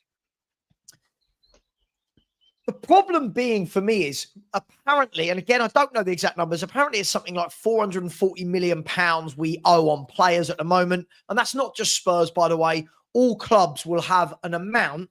I know there's a word for it, but I'm not that guy. An amount that you owe on players. There's because no one buys players outright anymore. No, it's no all one done goes over the course of 3 to 5 years. Yeah, normally. Exactly. So Spurs owe, I believe the number is something like 440 million that we still owe on players, right? And then what will happen is when you sell a player, it will balance off against your P&L, right? Sorry if I'm teaching anyone anything they already know, but for example, when we sell Richarlison, which is the example that Stefan Borson used, is Spurs bought him for what, 55, 60 million. If you sell him for 20 million, that hits your P&L. Yeah. So your profit and loss is going to say, well, hang on, we spent 60, sold for 20. So there's a deficit of 35, 40 million in there. Now, you can write that off as a club if you're making money elsewhere. Problem is Spurs aren't making money. And what I mean by that is if you actually look over the last decade, who are we making player sale revenue on? Where are we making profit? So, for example, teams like Man City can buy a player in, it might not work, and they'll sell him for 50, 60 million. Spurs aren't selling anyone for big money other than Harry Kane, which would have been pure profit because he came from the academy, right? But other than that, anyone name players that we bought in and then sold for a big profit? Bale, Modric. No. Last 10 years. Oh, last 10 years. Okay. Football goes in cycles. That Bale, Modric money, we're going back into different decades now. So in the last 10 years, players that Spurs have signed and then we've actually made a profit on them. And I don't mean £1 million. I mean, we bought him for, i.e. Bergvall could be one. We'll talk about him in a minute. Bergvall could be one that you buy for 10 million euros, whatever it is. And then in 3 years, you sell him for 60, 70, depending on how he matures. When do we do that? It doesn't happen enough, does it, Savva? You're right. We don't make anything on these players that we spend a lot on and then we sell them for a lot less. And then sometimes we just give them away or their contract ends. So it's a good point. It is a good point. We don't, other than the odd Kane, looking back, Bale, the big, transfer fees for those two players. We just don't do it. That's the truth. But then it could be coming down to a lack of player identification, scouting properly. Well, it all comes down to a lot of it. I know it's always been a problem with us at Spurs because, when someone said to me a few months ago, "Why do you want to copy the Brighton Brentford method of doing football?" Well, look what they're doing. They're going out and finding players like Caicedo, McAllister. Yeah, the list goes on at Brighton. They buy them in at a cheap price and sell them on for millions. You look at Chelsea's team; it's pretty much the Brighton plus 8 players, isn't it? They've got the keeper, the centre back, the midfielder. Won't be long before they go and grab a striker off of Brighton. It's all about the club investing money. Use Brighton as an example, right? I'll pick off 3 players, and I'm sure you can add on more. If you look in the last 4 or 5 years, Brighton have sold Marc Cucurella to Chelsea for whatever they did, right? If somebody could get these numbers, that would be amazing, right? Marc Cucurella for a massive amount compared to what they bought him. Brighton Caicedo Cucurella for 7 million, if I remember correctly. Caicedo was bought for absolute peanuts, sold for over £100 million. Chelsea, 3.2 million for Caicedo, yeah. And even look at someone like Ben White, who wasn't extortionate, but look at Ben White. Dan Burn. Right? Look at these players, right? Just look at those 3 alone. Look how much money they've made. They'll probably do it with Matoma, right? They'll probably end up doing it a couple of years down the line with Belieber. Yeah, right? He's a good player. What's happening is when people are saying, well, Spurs should have more money than Brighton. Well, the difference is Brighton, Lubo's going to be good for this chat. The difference is a club like Brighton that are going, all right, we're going to buy Caicedo for 3 million, selling for 100. You've got £97 million profit on your P&L. Spurs aren't making profit on any of the players that we've got. We're not making, the only profit we've made that I can think of off the top of my head is going to be Skip and Kane, because they came through the youth team, and Winks. Harry Winks. And Winks, right?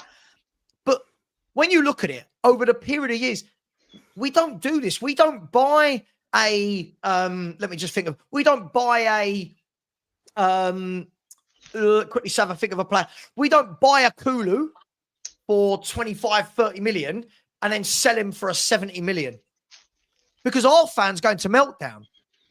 We would go into meltdown if we did that. This is how most of these other clubs are operating. Man City are doing it. People keep going, oh, Man City, this Man City are bringing in players. If they don't work out, or if they're young players from the academy that won't make it, Man City sell them for 30, 40 million. Chelsea do it. Spurs don't do it. Sav, I think you might see this change in the next couple of years, because we've got so many good kids. We've got so many kids out on loan at the moment that have come through the academy that are going to be pure profits. You know, so if Donnelly It's not going to be enough, it, though, is it? It's not going to be enough, Ian, I don't think. No, but you're going to get half decent amounts for a Donnelly, for a Dorrington, for an Abbott. You know, you're going to get decent figures. I'm not saying you're not going to get 40s and 50s like City got for Cole Palmer from Chelsea. But if you get 20, 25, you might get 30 million. You know, it adds up. And we've got good kids coming through who will be... We were talking more, Lubo. We were talking more about how a club like Brighton. You look at just 3 examples: a Cucurella, right? Yeah. Okay, Sado, Alexis McAllister. We're talking more about how these teams do this every year, right? So we were talking about when they're saying that Tottenham don't have a lot of money. I get it. I get why there's not a lot of money there to spend on players, because we don't sell anyone. Right? Our fans lose their mind, Lubo. Our fans would lose their mind if someone said this year, I'm just making up a number here, guys, all right? Our fans would lose their mind if we turn around and said, right, Romero, 75 million, Atletico Madrid. I'm saying, cool, do that. Now let's go and buy 2 players at that price, right? Absolutely. Spurs fans go, still, but this is what we do. This is what we do. We've done it with every player. We never want to sell them. Sonny. I would have sold Sonny 3 years ago for 100 million north. Not our fans. No. Pop. Every other club seems to move footballers on. Liverpool this year will get rid of Darwin Núñez, right? Oh yeah. Now they won't make a profit on him, but they will realise, all right, we've had him a couple of years. It's not properly worked out. Move him on. Spurs don't do it.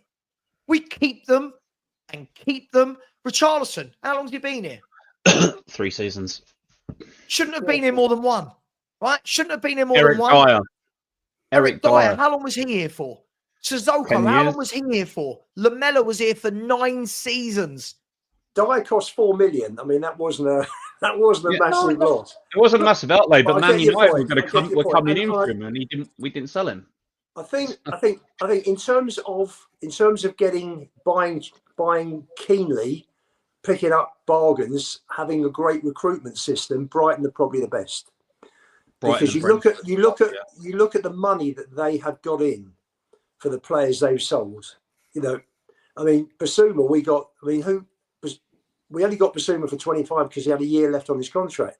Correct. He had 3 years on his contract. That would have cost us 60, 70 million. Cucurella was 62. Caicedo was what, 115? Well, I'm just bringing up Brighton's transfer market page just to show how well they do it, by the way, right?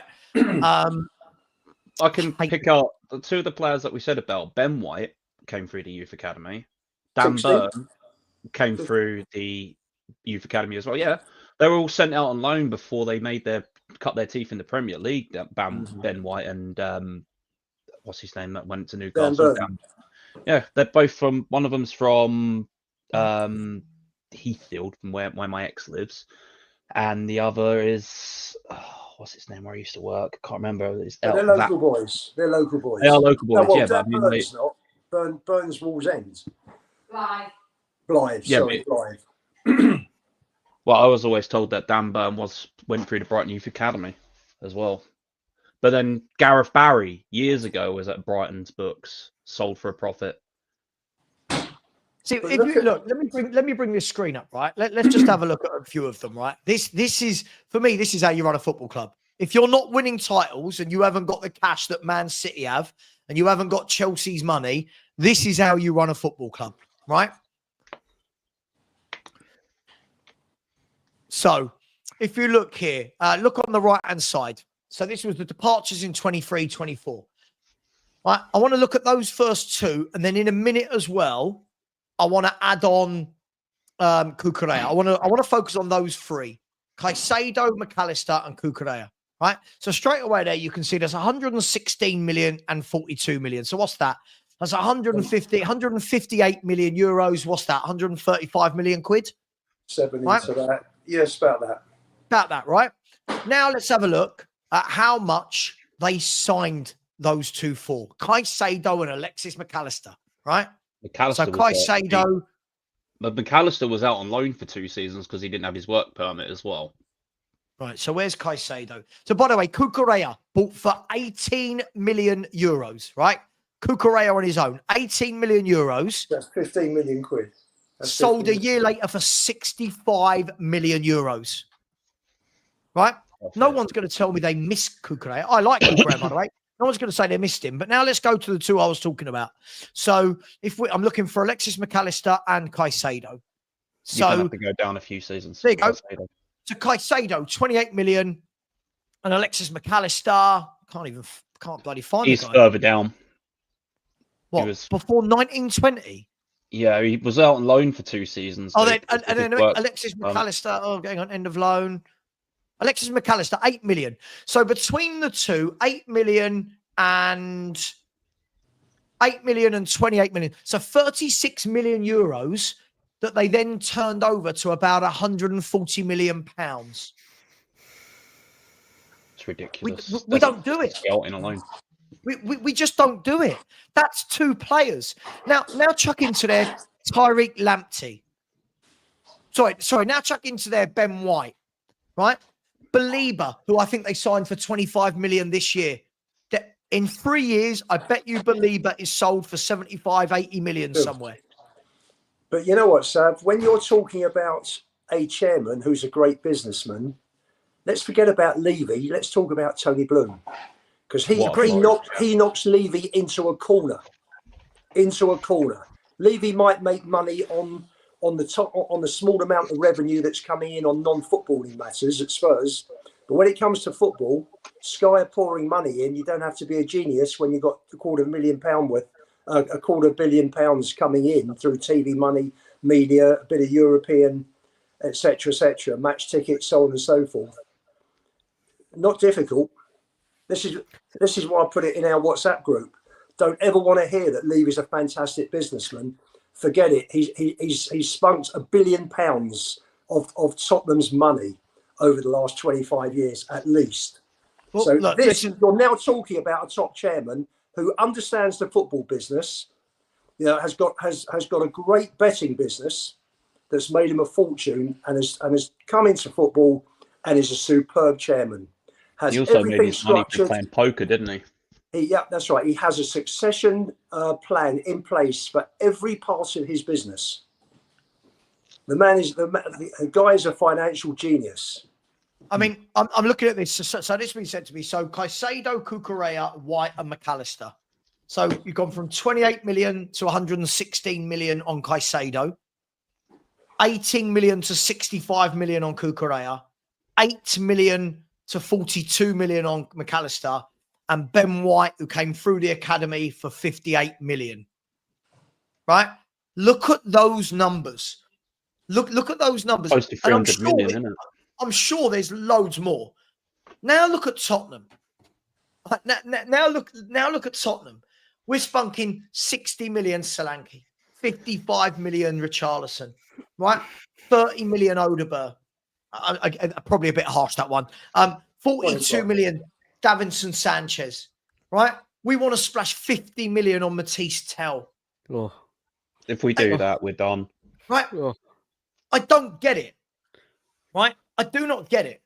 How difficult can this be to scout these players when they're young from around Europe and South America, etc.? Bring them in, develop them, and then move them on. How difficult can this really, truly be? It's not. Proof is in the pudding. Brighton have done it. But you Well, could go right. You could go back about 10, 15 years with Bobby Zamora for Brighton. They brought him for what? From Tottenham, Reezy? 8 million? Julian Alvarez. How much profit did Man City just make on Julian Alvarez? Well, they bought signed him 15 million and sold for 81. 15 and sold him for 81. So yes, big clubs do make profit on player sales. Not as many because they pay the big salary, they pay the big fees in the first place. But what these clubs are doing is look how much money. By the way, we've mocked Chelsea there for what they're paying for Cucurella Caicedo. If you look back at the last decade of how much money Chelsea have made from their academy, it's disgusting. Conor Gallagher, Tyreek Lamptey, Tomori, Mason Mount, Chalobah. Who's the one up front for Tammy Abraham. And so it goes on, so it goes on, and so it goes on. We don't do it. Kane is the anomaly. Kane is the anomaly. Yeah. So Abramovich puts Bruce Buck and Marina Gravoska in charge, who were both football people, who ran Chelsea for him and ran it very profitably for him. And on top of that, they ran it very differently to every other club because they were literally getting trophies and getting rid of managers. Very few managers stayed longer than a year. But this all comes when you've got an owner that's interested in football. And you mentioned Chelsea with Abramovich, Brighton with Tony Bloom, City with Mansour. All these people want success for the football club. Not just footballing success, financial success. You know, they're not charity cases. They go in there to make a profit as well. But by being the more successful you are at football, the more money you earn. As Spurs did in 2019, we got to Madrid, we made 138 million net profit. That's the highest amount of profit we've ever made in our history. And that was when the club went the furthest in any competition. So it's all there. The facts are there. It's not, I'm not a genius. I'm just pointing out the obvious. Well, let's talk then, Lou. But let's talk because this conversation was going to be started by obviously the conversation that took place yesterday between Simon Jordan and Stefan Borson about Tottenham's situation. And Stefan Borson was literally sitting there and saying, well, hang on, there's a lot of Spurs fans that think there's a lot of money there, but there's a difference between being PSR compliant and being safe from PSR and being safe from FFP and actually having cash. And I do think a lot of time when people talk about business, they do forget that having assets isn't the same as actually having cash, right? There's a huge difference. I could turn around and give you some nonsense about how I'm worth whatever my house is worth. I could then show you my bank account. I can tell you the two don't match up in any way, shape or form, right? And I'll tell you what, I don't know if any of you saw this. Alan Sugar was on Piers Morgan's Life Stories a couple of years back. I don't know if anyone remembers that. No, but I did watch it. And he turned around and went, how much are you worth? And Alan Sugar went, I don't know. And he went, well, you do know. And he went, I don't. He went, look, there's assets and there's what I can sell this for. And he went, the only way I could describe this is how much I could write a check for right now without it bouncing. Right? That's how rich somebody actually is rather than what they're worth. And this is what Stefan Borson was saying yesterday, is that Daniel Levy is rich because of what he has invested in Tottenham, right? In terms of the assets for when they sell. So when Spurs sell, I think we all agree Daniel Levy's going to walk away a very, very rich man. Yes, he will, sir. But Stefan Borson should have actually picked up the phone and had a chat with Terry O'Shea, because Terry's done some further digging into Enix. Oh, see that's Bruno. Yeah, mate. We'll never know. Oh, we'll never know. I'm on a cliffhanger again. Come on, Lubo. It's time to put 50p in the meter, mate. Terry, I never said it wasn't a lie that all the money goes back in.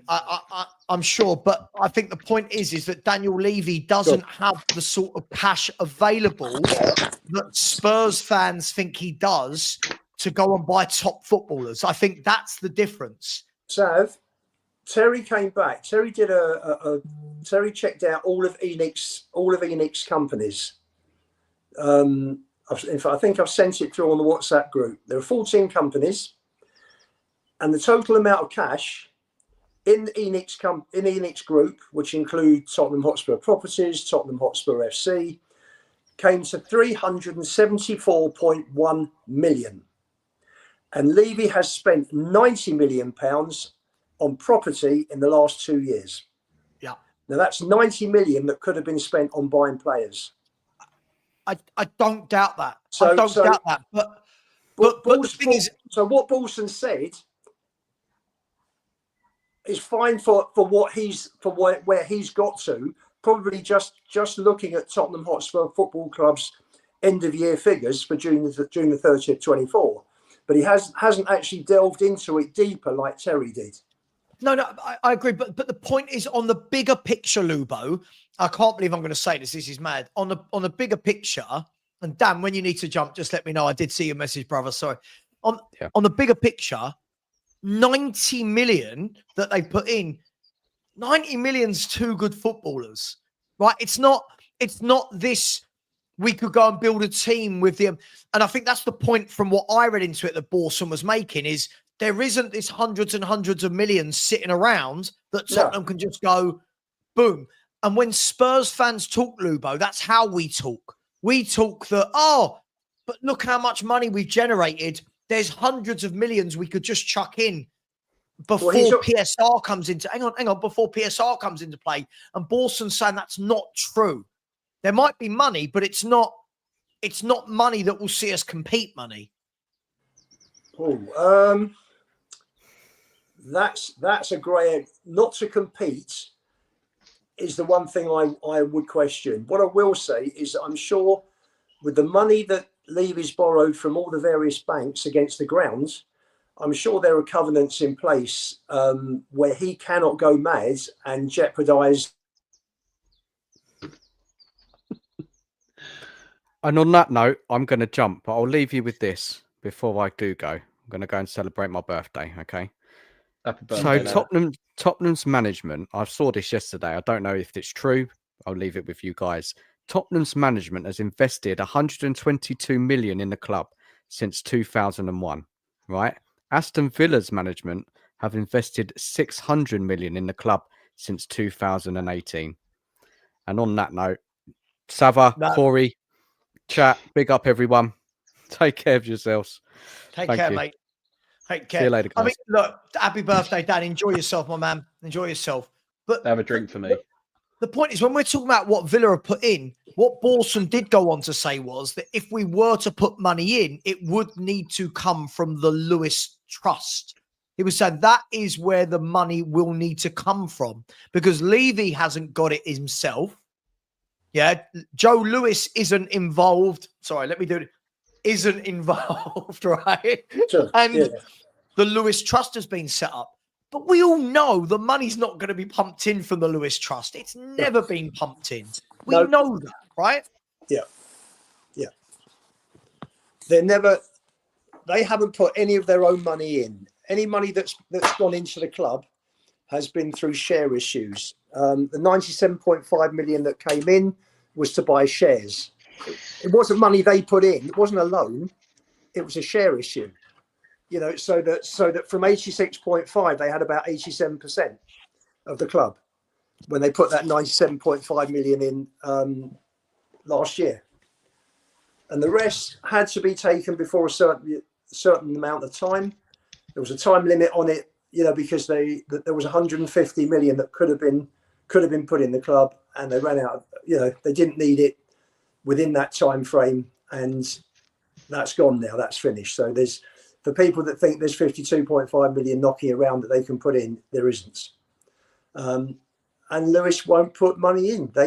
He's in charge of the trust. He will not put money in.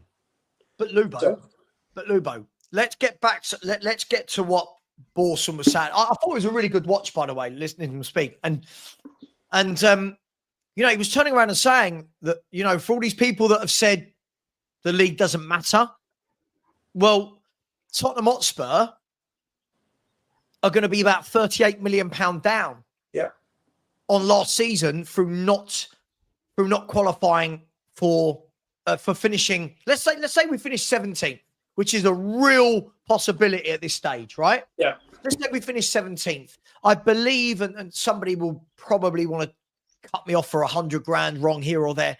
I believe it's somewhere in the region of £37.5 million difference, something like that, right? 37.2, yeah.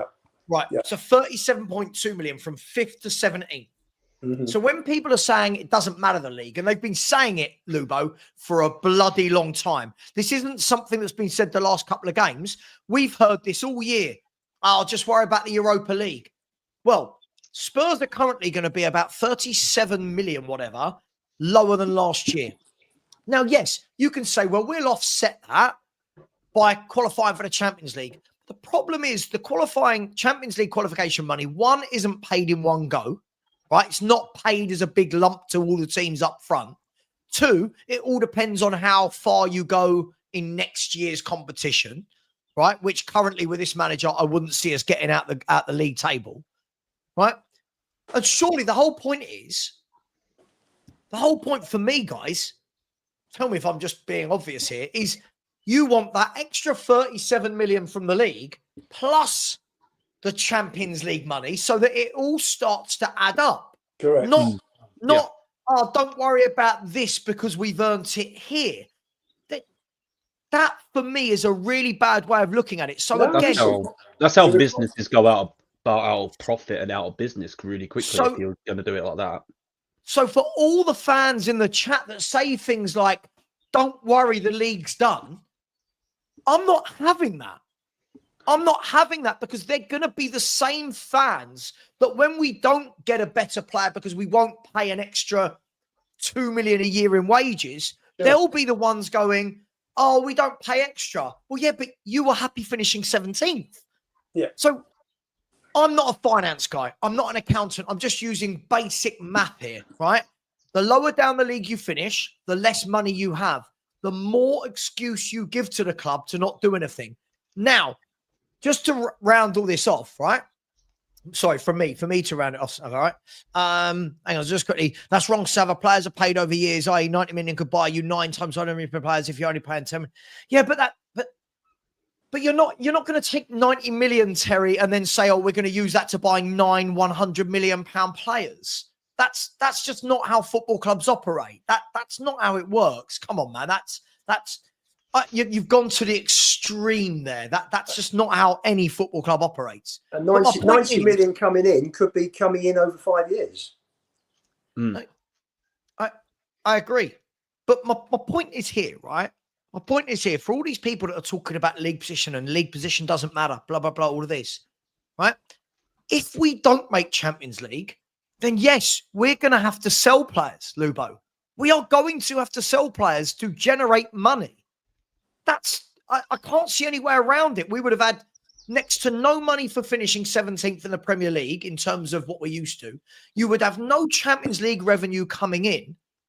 Where do fans think the money's going to come from if we finish 17th and don't win that Europa League? Where's that money coming from to put down payments on players? Sure. It's not coming from our three owners, is it?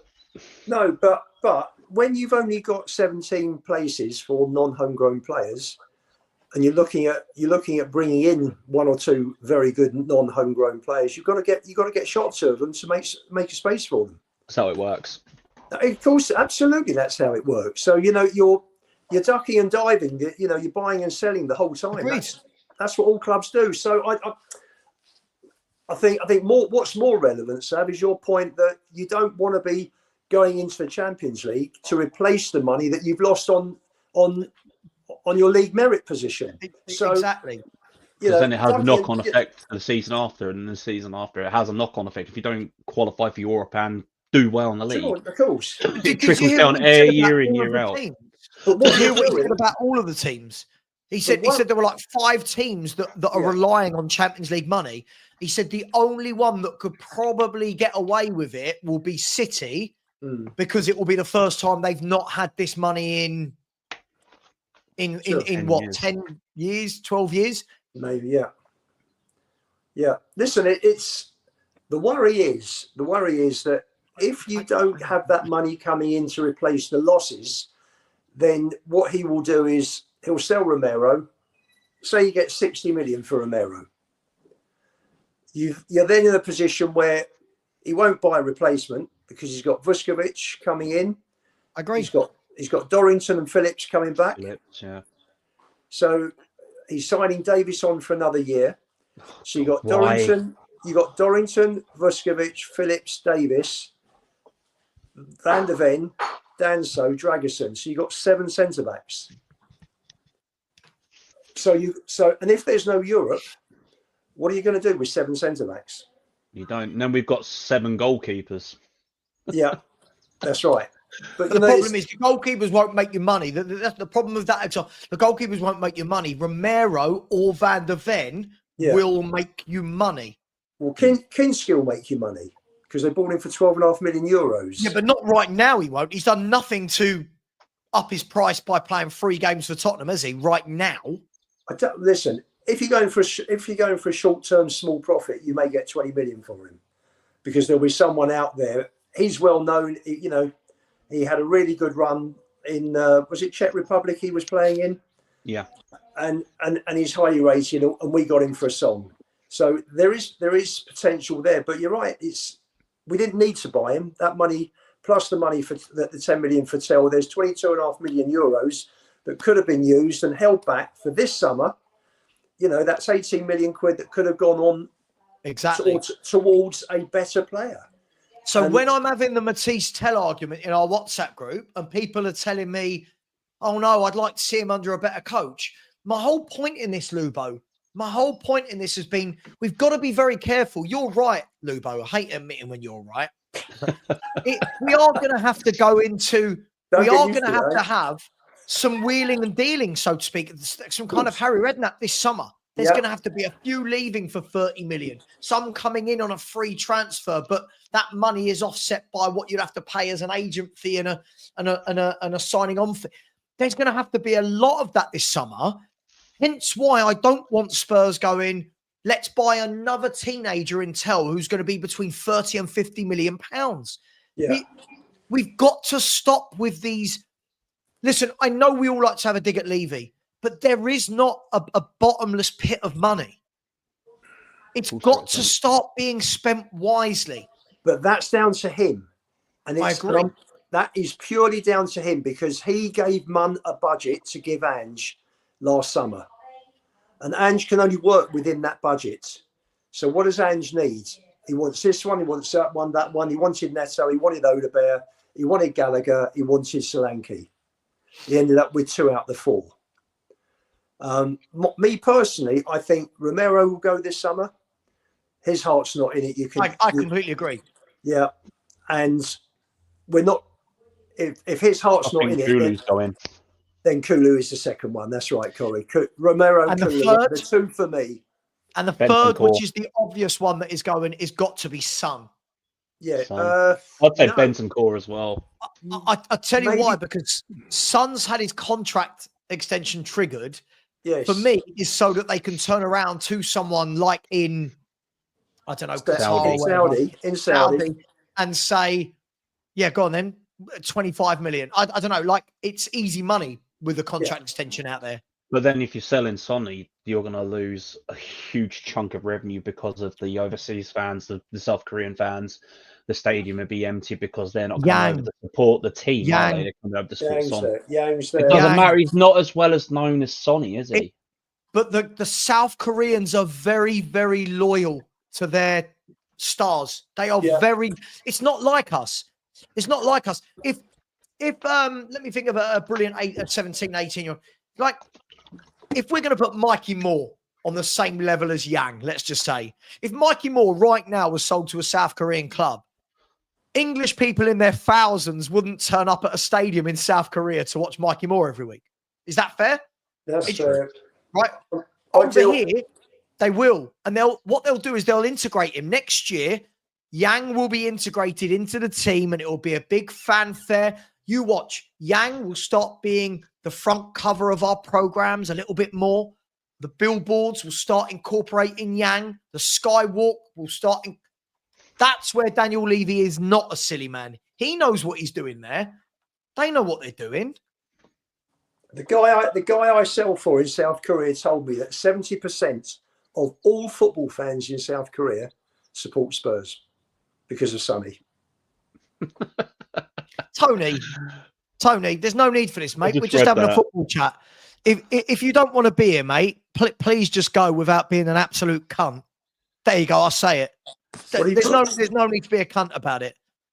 Right? There's no need. If you don't like it, you just don't watch. But we're just having a chat and we're talking off the basis of what was talked about yesterday by two experts in football finance, which is Michael Jordan and Michael Jordan. Simon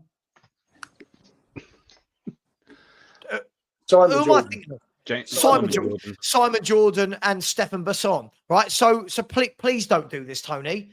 Please don't do this. And if this is meant to be funny, I don't find it funny. Sorry, guys, as you were. Where were we?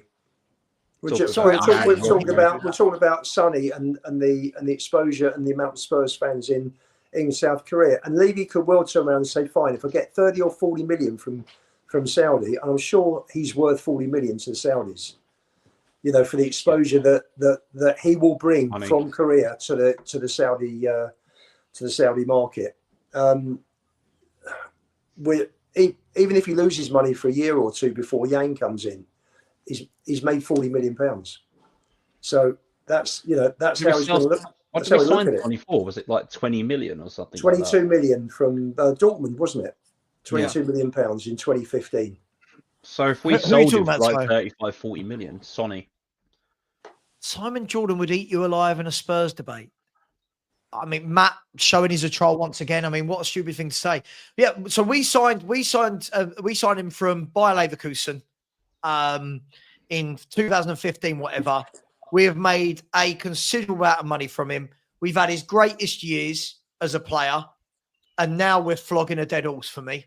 But now, and again, this goes down to where bigger clubs would have moved this guy on a long, long time ago. But I think you're right, Lubo. I think you're right. I think Romero is shoehorned to go. I think Kulu could. The one as well who's not happy, James Maddison, is not a happy boy. No, he's not. No, he is not a happy boy. From all the things I'm hearing, he is not happy at Tottenham Hotspur. But that's down to the manager. Sure. Is what I'm hearing. If the manager stays? He'll go. He's gone. He's dead man walking. I'm telling you, Sav. He has gone. He's gone. Leave it at that. I think he has gone. I keep hearing this, and he keeps evading. What on earth have you? Sorry, Stanley's bought me some peanut butter. Look, listen. I hope he is gone. I hope he is gone, because at the end of the day, it's worrying listening when we're sitting here as a football club going, we've got a fan base. Tony, that's cool, but the geniuses part was not cool. Okay, I apologize for CUNT, but I do like that word, but not cool.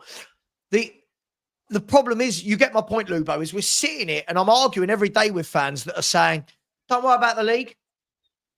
Don't worry, just throw the league. Don't worry, it's happened. But these are the same people that are going to be sitting there in the summer going, well, hang on. Because let me just quickly track back on myself. People do realize as well, right, guys, that when you sign a free transfer, it's not free. Do people understand that, right? It's not free. It's not free. You got to just walk through the door without money exchanging hands. They're paying a sign-on fee. Yeah, an sign-on fee, the agent fee. Bonus fee, right? So there's money attached. And I think the one we talked about, Lubo, didn't we, was we talked about the Jonathan David one. People are going, Jonathan David, sell Solanke for 60 million, whatever. Bring in David, it's free. Well, to bring in Jonathan David actually costs something like £30 million, even on a free, because of his sign-on fee, his agent's fee, and the bonus that he's demanding. So when we're saying don't worry about the league position, all of this money you're losing, 3.1, that can pay off. agent fees, Lubo. That can pay off sign-on fees. And we won't have it. We won't have it. I think what the fans think and what the players do, I think, are completely different as far as this is concerned. You know, I agree. You know, we've lost 15 of the 19 games, I think I was told, by 1 goal. Yeah. Which means that we are just not quite good enough. And with this system, as you said, you know, you play Dragerson and Davis, Davis and Gray, Dragerson and Gray, Romero and Van der Ven, Romero and Davis, whichever you play, we're losing more games than we're winning. And that's down to the system, and that's down to unforced errors, which I think have been horrendous this season compared to last year. And I think you can see the difference. You can see the difference in the points total. You know, last year we weren't making as many errors, and we were winning more games. Even take out the 20 the first 10 games. You know, we're on 1.09, I think it is, points per game this season. And last season we were on 1.24, I think it was, for the last 28 games of the season. So we've dropped from 1.24 points per game to 1.09, and that's down to unforced errors. It's the same system, pretty much the same players. Solanke's come in, but he's been missing half the season. We've had the same sort of injuries as we had last season. So it's pretty much the same team, same system, same chaos, similar number of injuries. We're making more unforced errors, and the manager can't stop it. He can't change it. It's not, you know, just talking. What do we do though, Lubo? What do we do? Let's assume we don't get Champions League and we finish 16th, 17th, and we've made not a lot of money from the league position, and players like Romero and Decky go. Let's say Romero, Decky, and Son go. Yeah. What do we possibly then do as a football club? Because we are then so far off it in terms of being attractive for players in the summer. Yeah. Right? Because we won't have Europe. We won't be able to pay the big wages. We won't be able to pay transfer fees. Then we are truly in a youth project, aren't we? Then we are truly in a stage next year where you're going, right, Mikey Moore or Yang, you're our left-sided player. Odeberg, you're our right winger. Yeah. Donnelly, you know what I mean? You're now one of our 2 attacking midfielders. This is why I'll say it over and over again, when these Ange fans are saying, don't worry about the league, saying, stop doing that, they're not thinking of the knock-on. They're not thinking of the repercussions of this. And this is why I hate this. Well, if he wins the Europa League, he'll be your most successful manager. But look what he's doing on the other side of things. Look at the damage that's being done. Tremendous. Between the owners, Munn and Ange, the damage they have inflicted in the last nearly 2 years has been immense. And the only thing that can pull them out of the shit is winning the Europa League, because then you're in the Champions League, then you're starting from scratch.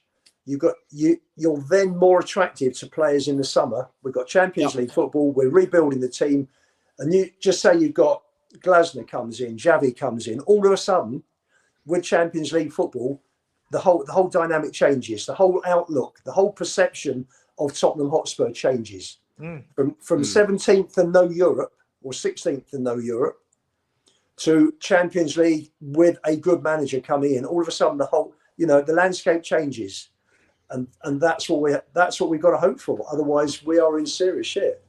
And this to be booted, it's the match day revenue we'll lose from Europe. It's I genuinely don't think, guys, that these people have thought past this. I genuinely don't think as a fan base, we actually stop and think about the knock-on effect of having such a bad season like this. I genuinely don't. It's like I said earlier, it's like most of these people aren't thinking properly if they're football fans. They can't be, because finishing between 5th and 17th is nearly a £40 million drop-off. Like we said, it has a knock-on effect throughout transfers, offsetting it, trying to get to Europe. detracts from players. They'll look at the league and go, "Oh, do I really want to go there when I could go to a Bournemouth potentially or a Fulham that have finished higher up and potentially not a well-known player, but like a younger player could come into like a Fulham or one of these teams, pick their career up, and then be sold for a profit." So these teams are, you know, higher up than us, are going to be able to attract better players, slightly better players than what we can if we finish 17th with no Europe. Well, Players will look at that shit. They will be like, nah. Might be in London, might have a nice fancy stadium, but I could go to a Fulham. I could go to a Newcastle. Well, take Newcastle that. One of the lower teams that finish higher up now. So you could go to a Brighton. Brighton will go out and scout another good player that could be worth 2-3 million and sold for a huge profit. You know, Corey, we're still a big name, but we've got to have a proper manager in place. That's the key. Well, I don't believe we lose a player to Fulham. I honestly don't. Well, with Ange, I feel like we could. Particularly, we've got Champions League and we got a decent manager. Yeah, that's the caveat. If you've got Champions League football and a decent manager, you're not losing out players. If you've got no Champions League, and as I said at the beginning of the show to you, Lubo, this is the difference. Normally, it's not Champions League or bust, is it? Normally, you aim for Champions League. Oh, we didn't make it. All right, we dropped into the Europa. Oh, shit, we didn't make that. We dropped out into conference. Now, this is Champions League or bust.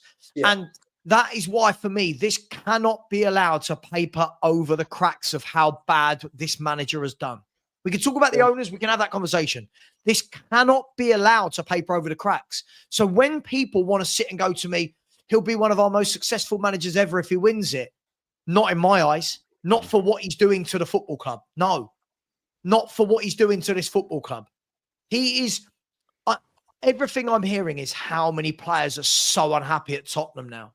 As I said to you the other day, what I was hearing about Maddison, people are asking, from what I'm hearing, is that clubs are asking to his agent to be kept in the loop as to if he wants to stay or go. So we can all sit here and go, he's a crybaby. James Maddison isn't as good as we say.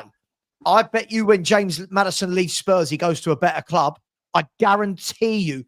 I'll make a bet with anyone right now. When James Maddison leaves Tottenham, if it is this year, by the way, not if he gets older, I bet you he goes to a better club than Tottenham in a bigger competition. I guarantee you. I guarantee that as well. Because another manager will look at his skill set and go, I can get the best out of that. I know how to get the best out of that. He gives me guaranteed goals. He gives me guaranteed assists. And he's English. Well, right? we better hope we get a 3-goal lead tomorrow night. I think we will. I think Stanley, I'm not worried about them. I'm not worried about them. But it's going to be that this is all going to be on a one-off final for me. This is all going to be, our whole next year is going to be based off a one-off 90 minutes. Stanley! It's another fine mess you've got me into. I'm telling you, from what I'm hearing from some very, very good people, I'm telling you, is that people are asking Maddison's agent to be kept in the loop. People can knock and laugh. James Maddison will be wanted because he is, first of all, English. He scores goals and he gets assists and he's Premier League experienced. He's also got a Premier League medal. He will be wanted. Right? So all of this, you know, listen again, you've got to stop doing this, mate. You shit yourself about coming on. Yeah? Matt, I'm telling you, 2 of the clubs in that list have asked to be kept in the loop about James Maddison's availability. One of them's Liverpool. One of them is Liverpool. They've been asked to be kept in the loop about his availability because he's not happy at Tottenham. Now, that doesn't mean he will 100% be leaving or sign, because I think James Maddison would be happy to stay, right? If we get a better manager, if we get a proper manager. My point is, Matt, the manager you want to keep, Maddison doesn't want to play for, Sonny doesn't want to play for, Romero doesn't want to play for. You're not understanding, Matt. When you're saying 3 to 5 years, these players don't want to play for this manager. To add to that, those 3 players are also in the leadership bracket. Right. 3 of the players. Let's go back to a European game about 6 to 8 weeks ago. Madders and Sonny come off, and both of them sitting on the bench, and the camera pointed at them. Both of them sitting there on the why are we playing like this? This is shit. You could see from Maddison's like body language and the way he was speaking about the match. Craig, but you're going to the other end of the spectrum. Again, we keep doing this. When we're talking about Jose's and Conte's, these are managers that come in and win now. Spurs don't need that. Spurs need a manager that can come in and coach. Look how many young players we've got. We need someone that comes in. Bergvall's just signed a 6-year deal. We need someone that can come in and coach Bergvall through that. We need someone that can get Archie Gray, Moore, Donnelly, Udogie. We need someone that can get these players, Dorrington, Vuskovic. We need someone that can come in and go, right, let me coach. Divine, Ajayi. There's no shortage. It's utter madness. Listen, people don't have to believe me about the whole Maddison thing. People don't have to believe me. Matt, listen to what I'm saying. This guy does my head in. He's a fucking idiot, this guy. Oh, my mental health. Shut up, mate. You make it up. No, I hate this, right? You're not, what bluff? Listen to the words that come out of there. They've been asked to be kept in the loop. Doesn't mean they're going to offer and buy him. They want to monitor the situation. Because if Spurs have to sell, James Maddison, realistically, guys, is one of the viable options that will make you money. Because he is English. And because he is a playmaker. And there aren't many of them out there. Right? James Maddison, Newcastle. If you were Newcastle and you got in the Champions League and you needed to beef out your squad, wouldn't you be looking at someone like a James Maddison? Imagine Maddison and Tonali together. Jesus, what a midfield with what's his name? The other midfielder I really like at Newcastle. Villa. No, you've got Joe Linton as well. Someone's going to get. Joe Linton would be dropped. Linton would be dropped if someone like Madders came in. But when you go into the Champions League, you need a squad. They can't go in with. The whole point is Newcastle next year can't go in with Joe Linton, Gomares, and Tonali, and then not buy anybody else around it. They're going to be playing every 3 or 4 days. Listen, they got a strong midfield. They got Longstaff and Willett to come in as well, haven't they? They're pretty well stacked in midfield at the moment. But yes, of course, if you can get Maddison in, then he's your 6th midfield player. Would Maddison at the age of 29, 30, would he want to go and not be guaranteed? Mind you, he's not guaranteed here, and that's been, I think, the biggest problem as well. The fact he's been in and out, and his stats are up there with Kulusevski, Solanke, and Sonny, who have played more games than he has. So, I think he'll go. I think if Maddison goes, I think you'll see many are interested. Man United will be interested for one. Newcastle will be interested. I think Villa will be interested. Liverpool and City, I think, to a lesser degree. But again, I still think if you look at how they play, look at the players Man City are about to lose, by the way. If they are going to lose a Gundogan, a Bernardo Silva, a Kevin De Bruyne. We could do a swap. Sad. We could do a swap, couldn't we, with KDB? I don't think people use their brains. Like people going, they'll sit on a bench somewhere. It's a squad game. It's only at Spurs where we talk about a best 11. Look, best example of that, Lubo. Look at Aston Villa, right? Look at Aston Villa rotating the likes of Rashford and Watkins, right? Rotating Donny Marlon, Bailey, rotating Asensio, rotating Kamara, McGinn, Onana, Ramsey, Tielemans. Asensio, though, you think about it that way, another player Brighton are going to make profit off of. Who? Asensio. Brighton? Isn't he on loan from Brighton, Asensio? No. You're thinking about Cisco. Oh, that's the one, yeah. You're thinking about Cisco. But my point is, look at the squad Villa have had to assemble to try and negotiate 4 tournaments. Right?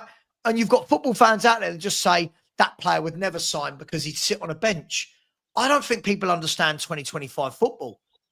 I don't think people understand it. You can't have an 11. You can't have an 11. 25. Yeah, but Savva, I think unfortunately, I think this is where we're going wrong here at the end of the day. Because I'm seeing the same thing you were saying before about the stats and stuff about how Ange is. At the moment, I couldn't care about the stats at the moment because unfortunately, this Europa League is keeping him in a job still. And this is where I've simmered down a little bit because, like I say, right, we said it both of us ourselves, right. When he wins that Europa League, it doesn't matter what goes on with the league at the moment for everybody because he'll say, and I know you're saying what you said about the successful manager, but unfortunately that's a fact. I don't even want to say it, bro. I don't even want to say it. You know what I mean? You know, and I bet you right now, all these players that are unhappy at the moment, right? You'll see them as happy as Larry, right? When we win Europa League. This is what's ridiculous about this situation at the moment. Yeah, this is what's ridiculous. Alex, it's the same as hang on, Alex, hang on. There's temporary happiness versus long-term happiness. James Maddison, let's use him as the example again. Romero, they might, let's be fair, you win that Europa League, they're going to celebrate long into the night, they're going to get drunk, they're going to be on the parade. Did you think these guys are that stupid that their agents are going to not say to, hang on, just remember how much you have not enjoyed it here. Just remember how bad this has been. But we have to see what happens then. Because, like I say, the best thing at the moment, right? Okay, let's be honest here, right? We don't want this manager winning this Europa League, right? Yes, I don't want him. Yes, we do. No, we want to win the Europa League. I just want him to go regardless, Alex. Well, I want him to go. But the point is, yeah, it's easier, right? Ian, sorry, Ian, but if it's going to rattle you, it's going to rattle you, right? As far as I'm concerned, yeah. But truth hurts, right? My point is, though, yeah, it's best for us. If you've been listening, Alex, he leaves the club in the shit if we don't get the Champions League. Well, it's best for us. Let's be honest here, right? Okay, it's best for us if we don't win Europa League and he's out the door. He's the worst manager going. No, that's it, done, and we get on with something. Alex, so this isn't true. You've not been listening. You haven't been listening. It's best for us that he wins the Europa League and then goes. If he does not win Champions League football, this manager leaves us 16th, 17th in the league, right? Agree. With no Champions League revenue, hardly any league revenue. Listen, do I want this manager to be the guy? Listen, let me try and be as brutally honest as possible. That's what I'm saying to you. You guys hear me every day in a WhatsApp group.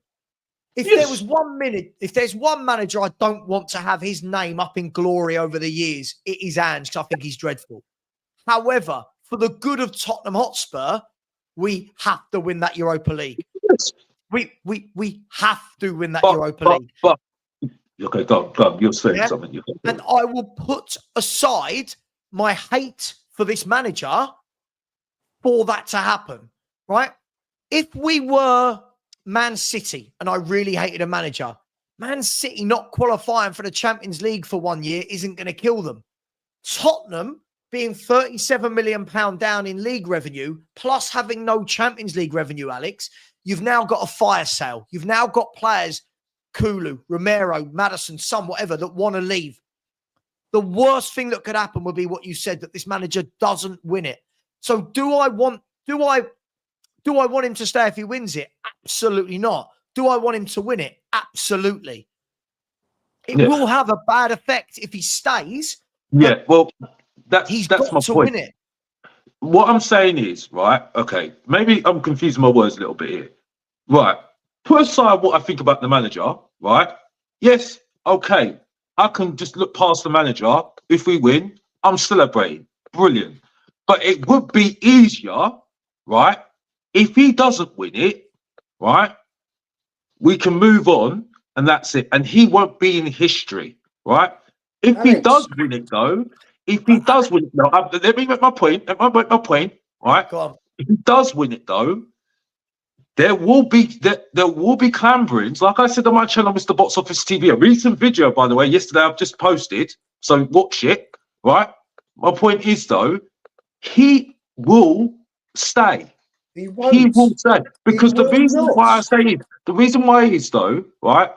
There will be an issue, even if he does walk as well. It might help us, but at the same time, there's pressure on the next man to say, "Oh, you've got to get this man right because this man's just done this." And if he doesn't do well, then Ange right now, yeah, okay, league he did badly, but he's won the trophy. He's won a big trophy, regardless of what we think about how we got there.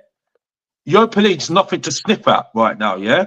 Right? If they don't do better than Ange winning that trophy, you watch some of this fan base say, "Oh, you said about Ange, what do you say about Ange? He wins in his second season. Look what's happened here," and all that. I'm just saying, I'm being devil's advocate here. You know what I mean? You know, because of this Europa Don't be League. devil's advocate. I want your opinion. I don't want devil's advocate. No, What's but your I'm just opinion? saying. You know my opinion, Savva. No, You no, know hang my on. opinion. No, Alex. But at the moment, I'll be honest. I am baffled. If I'm not wrong, I'm really confused. Let me ask you a direct question. If Ange Postecoglou wins the Europa League, do you think he stays? No devil's advocate. Do you think he stays? Well, I think he'll walk. No, I think he'll walk. Okay, so why would it be better if he's going to walk anyway, in your opinion, why would it be better for him to not win the Europa League? Well, no, because for me, then there's no issue for us to keep in the club. We can just cut ties and then get rid of it. He can do that anyway, Alex. For the manager. Levy But can just I say, do "Thanks think very if much." he does win the Europa League, Lubo's it right. does add a lot of problems to the situation. I do think Alex, it adds a lot. that anyway. Alex, let me give you an example. Let's say I'm Levy and Lubo is Ange, right? G'day. Sorry, G'day, Lubo. mate. G'day. Right? Oh, hang on. What's Corey got there? That looked good. Right? Let's say Lubo is Ange, and I call him in to my office and go, right. Sorry, Lubo. Look, myself and the board have been talking, and we're going to relieve you of your duties. And Lubo turns around and says, "But hang on, I've just won you a European trophy. Sure, but you've also lost me £37 million in revenue in the league from last year. You've also had the worst ever Premier League season this club has ever seen by losing 20 plus games, which we probably will end up on, right? Why have I not got the grounds to sack him on those bases?" No, I'm not disagreeing with you there, but I'm saying because at the end of the day, what was the fan base asking for, Savva? No, What was the Alex, fan base asking for?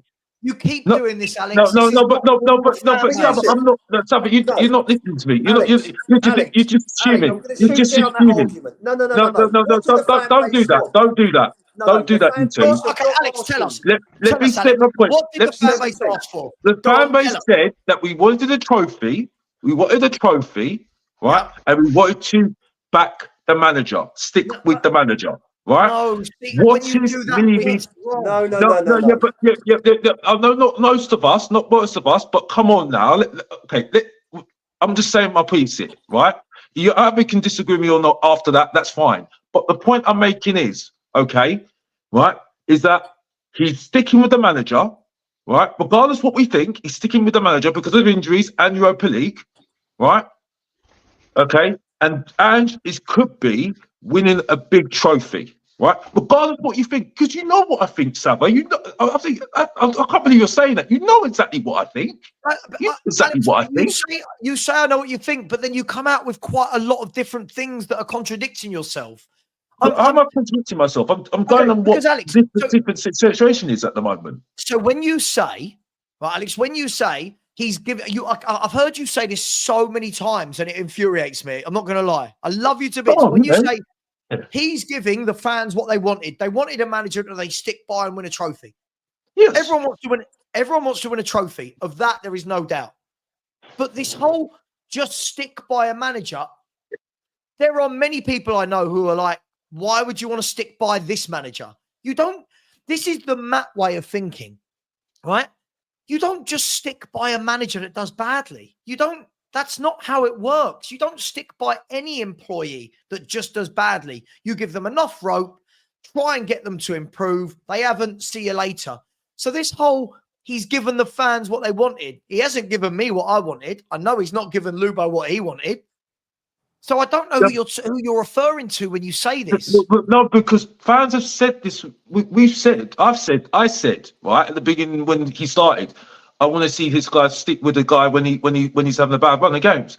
He's doing that. But this isn't a bad run of games. This is a bad but 19 months. he's sticking with the manager hook by crook, whatever you want to call it. He's doing. Confused. Sam, can I answer this? Can I answer this?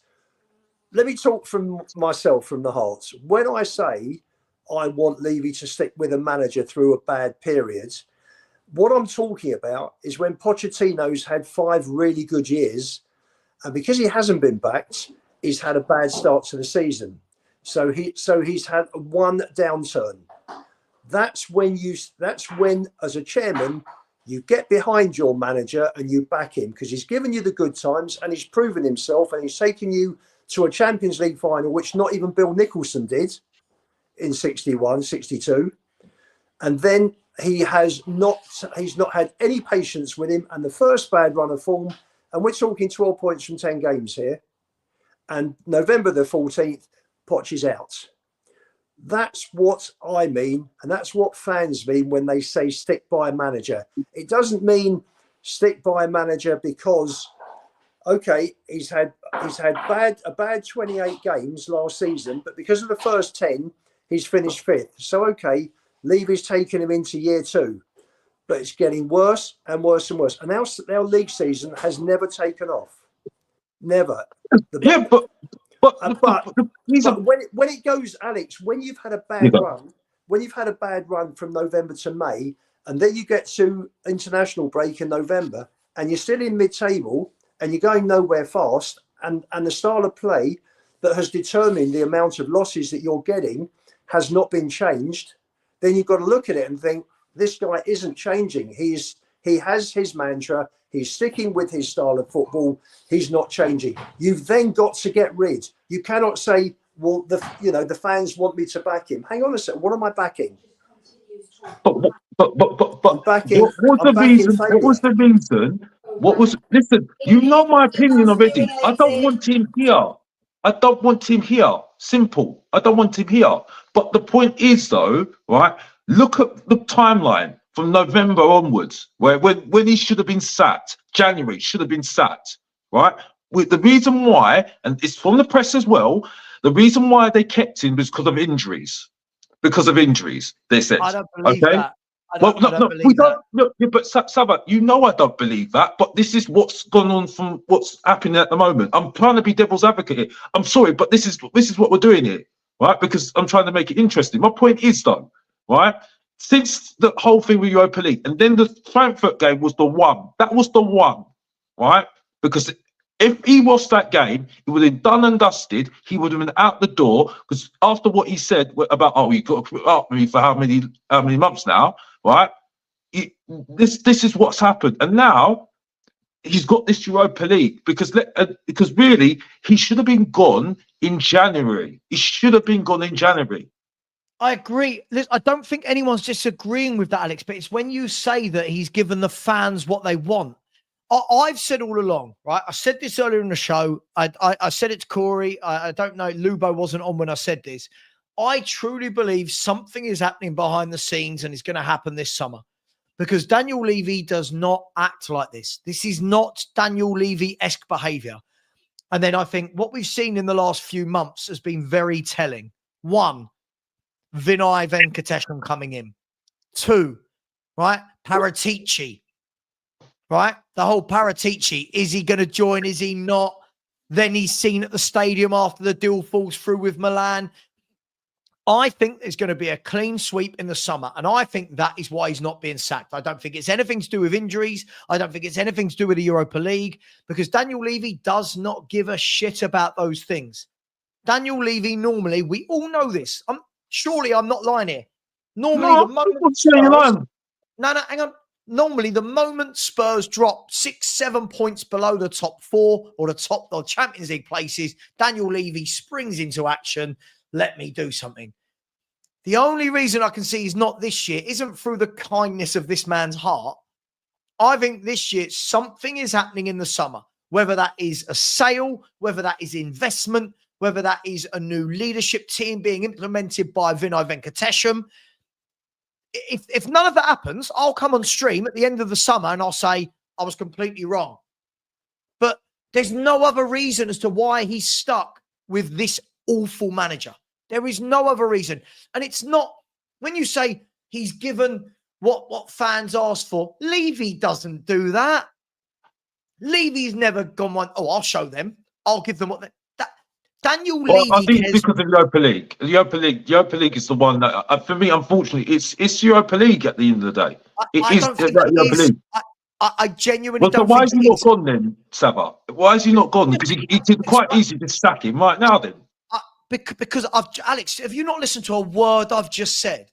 Right? No. I'm just saying. I'm saying that if it's not just because of the Europa League, because for me. That's got to be the. I mean, I understand what you're saying. I heard what you said, Savva. I'm not saying that. Let me explain it in layman's terms, because I think what he's going to do is, I think Vinay Venkatesham coming in would have. Listen, let's be brutally honest. I'd love to get Lubo's take on this. Someone like Vinay Venkatesham, whatever you think of him, is an experienced football guy on the finance side. He's a very experienced guy. He's worked at, whether we like them or not, a top Premier League club for the last 14 years, the last 4 years as the CEO, right?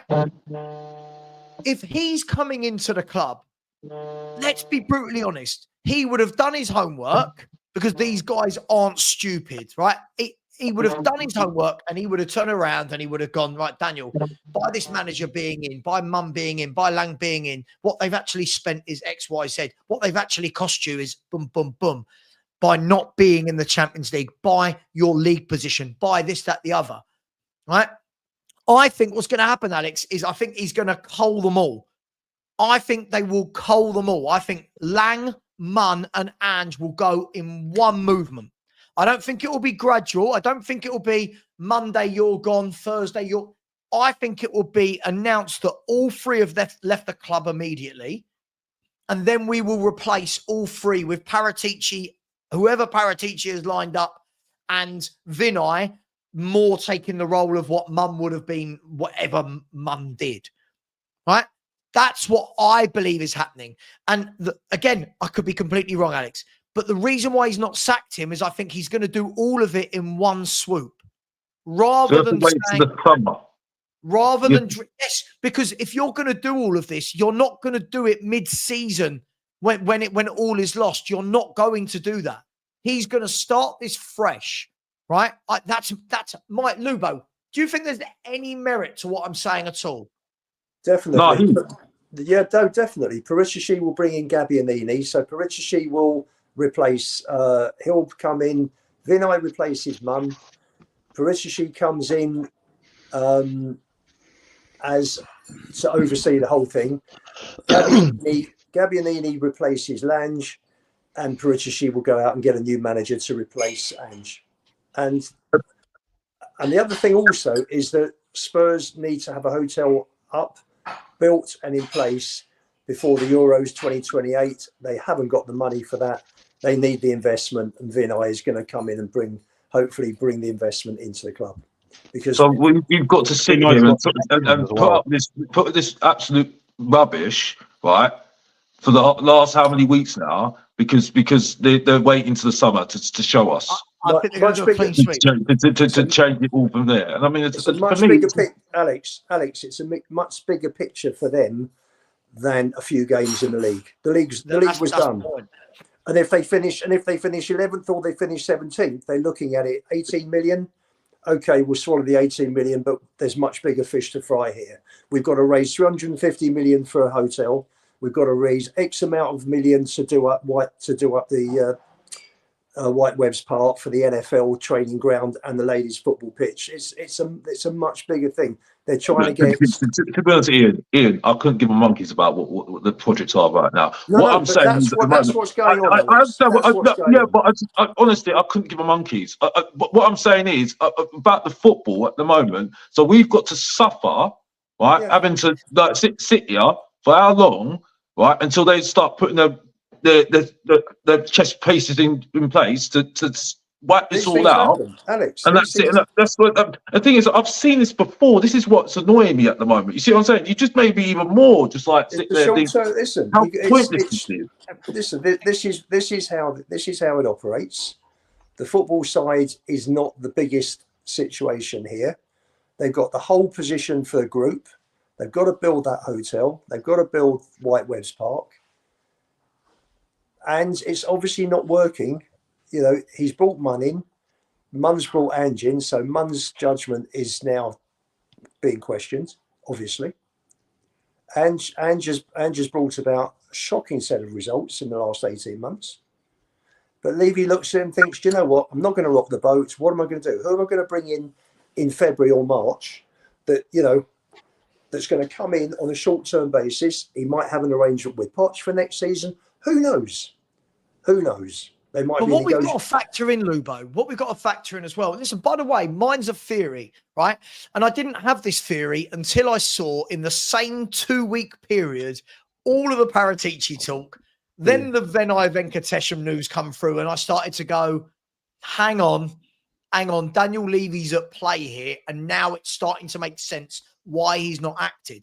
The problem you've got, Alex, is if let's just assume I'm right. I could be very wrong, right? Let's assume I'm right. If 4 months ago, and Ange and Levy knew he was doing this with Vinay, with Paratici, let's assume, right? If 3 or 4 months ago he'd gone, right, I'm going to sack this manager and hire someone in, you're then in the position where the new people he wants to bring in terms of Vinay Venkatesham and Paratici, might turn around and gone, I wouldn't have hired him. That's not who I want. That's not the manager I want to work with. So that's why I think it will be a clean sweep. For all we know, this could be completely wrong. For all we know, right now, we might have 3 people ready to go coming into this club for the first week in June. Right? I already have a sneaking suspicion there's already a manager in place. Yeah, I've got my a suspicion there is. As well. I think Paratici is coming back. We can have that conversation another time about whether people like him. I think Paratici is coming back. I think Paratici will have said, this is the manager I want to work with. Yeah? And I think Vinay Venkatesham will make the third one of those 3. Right? And I think that will be the trio. I think it will be that trio that come in. However, imagine you would turn around Paratici and Vinay Venkatesham trying to get them to come in and gone, well, I just sacked Ange 2 weeks ago and I bought in Terzic. Oh, I don't want him. He's not on the same wavelength. I'm not going to join now. So I think he's going to do a full clean sweep. And if he does, fair play. If he does, fair play. If he doesn't, let me be very clear with this, guys. If he doesn't do what I've just said, and he has let this season go on like this, and we do not win that Europa League, then that is the most gross negligence I've ever seen. So I am praying for Daniel Levy's sake that he has a plan. We want our Levy back. Because I've got no doubt that this is not how Daniel Levy operates. This man will have a plan. Lubo, you reckon? He will have a plan. He's always got a plan. So? You think so? And he's probably looking at it thinking, do you know what? If the team play to their potential, we've got a good chance of winning this Europa League. I'm not going to rock the boat now. He obviously doesn't rate Mason and Matt Wells. So he's left him in place. That's what I'm saying. It's about Europa League. That's what I'm saying. That's what I'm saying. That's why. No. Hang on. If he doesn't rate anybody else for the rest of the season, then he'll leave Ange in and he'll say fine. The bonus is that they're still in the Europa League and he's still got a chance of bringing in Champions League money next year. I'd love to see your theory when you were out of Europa League and see what the fan base do say. But because I'd love to see your theory when we're out of the Europa League and then see whether keeping Ange is a great and see what the fan base are like. Then you've not listened to a word I've just said, then, Alex, or what? No, I'm not saying. I'm not saying that. Not saying that about that.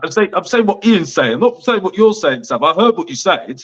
Right? Like this. If you offered me that right now, if you said to me the first week of June, I'm announcing Gabbiadini, Xavi, Paratici. We know Vinay is in already. I'm taking that because compare that to Ange, Lang, and Munn, I've got Paratici, who is a football guy. Forget what I'm not saying he's amazing, but he's a football guy. Yeah, but he Gabbiadini also does the scouting, right? Doesn't he? is a good Paratici, scouting, and Xavi is a coach. If you offer me that right now, the 1st of June, this is going to be announced. Yeah, after winning the Europa League or even not winning it, I'm taking it right now. Okay, Absolutely. great. taking We have to it see it. right And then we go back You to have to see it. Savva. He's also got that winner's mentality as well. He doesn't like his teams But- the way they're playing to play the way we're playing, you know? And Xavi could go to clubs like Barcelona and Barcelona B and say, see that superb 18-year-old? Can I have him on loan for a season? Yeah, great, but we need to see that. And No, I'm just saying. only reflecting what I'm just saying. What I wasn't going back what you're saying, Sam. I heard what you said. I was listening. I was going back on what Ian was saying, because he was saying about about Europa League and stuff, right? And saying that they don't trust Mason and stuff, and Europa League's a bonus. But I said test his theory when Andrew's out Europa League, right? Okay, what is the fan base going to be like with the I don't season care, how Alex. it is at the moment? Test that Alex. theory. Oh, wow. That's what I'm But saying. it is what it is. Alex. That's is what what I'm it saying. That's is. what I'm saying. That's what I'm saying. It's I'm just irrelevant. going back on what Ian's saying. Alex, we've got two options. We either win it or we don't. Right? We've got That's two what I'm options. saying. That's what Breaking I'm news, saying. breaking news. Eric Dyer has agreed to leave Bayern Munich at the end of the season and go to France. Okay. Oh, mate, you're 24 hours behind, mate. That was announced I've yesterday. only just seen that. I've only just seen that. But I'm just saying. Listen. It's It's an irrelevant, interesting. Alex. It's an interest 4 weeks, 3 weeks anyway. Let's just say that at the moment. You know what I mean? Because anything can happen at the moment, isn't it? Everything's on the table at the moment. You see. But listen, I need to see this whole thing about what your theory, Savva. I'm not disagreeing with you. I'm not disagreeing, but it's a good theory. It's just I need to see it, because this is the same ownership that taken how many months to find a manager, and we got Nuno in. So I mean, anything can happen with this football club right now, isn't it? You know what I I mean? hear you, Alex, but it's the only thing I can come up with to make rational sense from what we're seeing, all the reports, versus the manager not having lost his job yet. This is a manager that, since we played Chelsea and lost our first game, has played 62 league games, won 21, drawn 8, and lost 33 of them. That's not Daniel Levy behaviour to say, let's just let that rumble on. Yeah. So for me, here's what I'm saying. Get to the end of the season. Yeah. Yeah, the league is done now. The league is done. I didn't want it to be 10, 15 games ago when everyone was telling me, oh, don't worry about the league. The league's done now. Get to the end of the season, by hook or crook, get over that line. I don't care if it's a penalty shootout. I don't care if we have to stink the final out. Get over that line. Say, thank you very much, Ange. And then let's get in a manager that can coach and takes us into the Champions League that won't embarrass us. Because Absolutely. So I've got to shoot. But yeah, I'm going to wrap the show up. I'm wrapping up Fingers now crossed. anyway. Okay. Take care, mate. Speak soon. Yeah, Lubo. Cheers, care. guys. Big up to Ethan Bates. Said hit the likes, people, ages ago. Big up to you, Ethan. Yeah, people are very tight with the likes. Very tight with the likes these days. Absolutely no super chats today as well, really. Other than Anthony Clark coming in with, as always, with his super sticker. Big up to you, Anthony. Really appreciate you, my man. Big up to Vanit, who came in and said, Ange can't improve anyone. His presence alone shows Levy doesn't care, and neither do the Ange fans who back him just to protect their egos. Vanit, I completely agree with you. He doesn't improve anyone, and that's a huge worry for me, that none of our players have improved. And you know what, Vinny? It's not that they've not improved. It's that they've actually regressed. Lots of these footballers have massively regressed. So thank you very much, Vinny. Really appreciate you. Phil Coys with a 97th minute winner there with a super sticker. Thank you very much, Phil. Hope you're well. Thanks, buddy. I really appreciate that. Big up to Seven. Been a member for 20 months now. So big up, Savva. Hope you had a great holiday. It was a very tiring, it was a friend's 40th. So it wasn't a holiday. It was 3 nights. And I was just very tired being with a lot of very drunk people. So it was very tiring, but big up to you. The 2 marks, big up to you. I said, get this ball gone. Worst manager I've ever seen. Listen, you know my feelings. He truly is the worst manager ever, but big up to you. Listen, guys and girls, thank you to Corey. Thank you to Lubo. Thank you to Danilis, and happy birthday to him. Thank you to Alex as well. Thank you to everybody in the chat. Terry just quickly said, Savva, why do people keep assumptions? Terry, the only way I can see it is because Vinay was announced in the same week that we tried to get Paratici. 3 days after Vinay is announced, Paratici seen in the stands of one of our games after it fell through at Milan. It just all feels to me, I don't know anything for sure. I just feel like this is going to happen. If not, then maybe not. Listen, as I've said before, there's a lot of people that will lie about me out there and tell you I don't want to win in the Europa League. Do you know what? We have to win the Europa League. This now isn't about wanting to. We have to, from a monetary perspective, players staying perspective, we have to win this Europa League. That's how bad the season's being. Everything rests on winning this now. Not just for pride, but financially as well.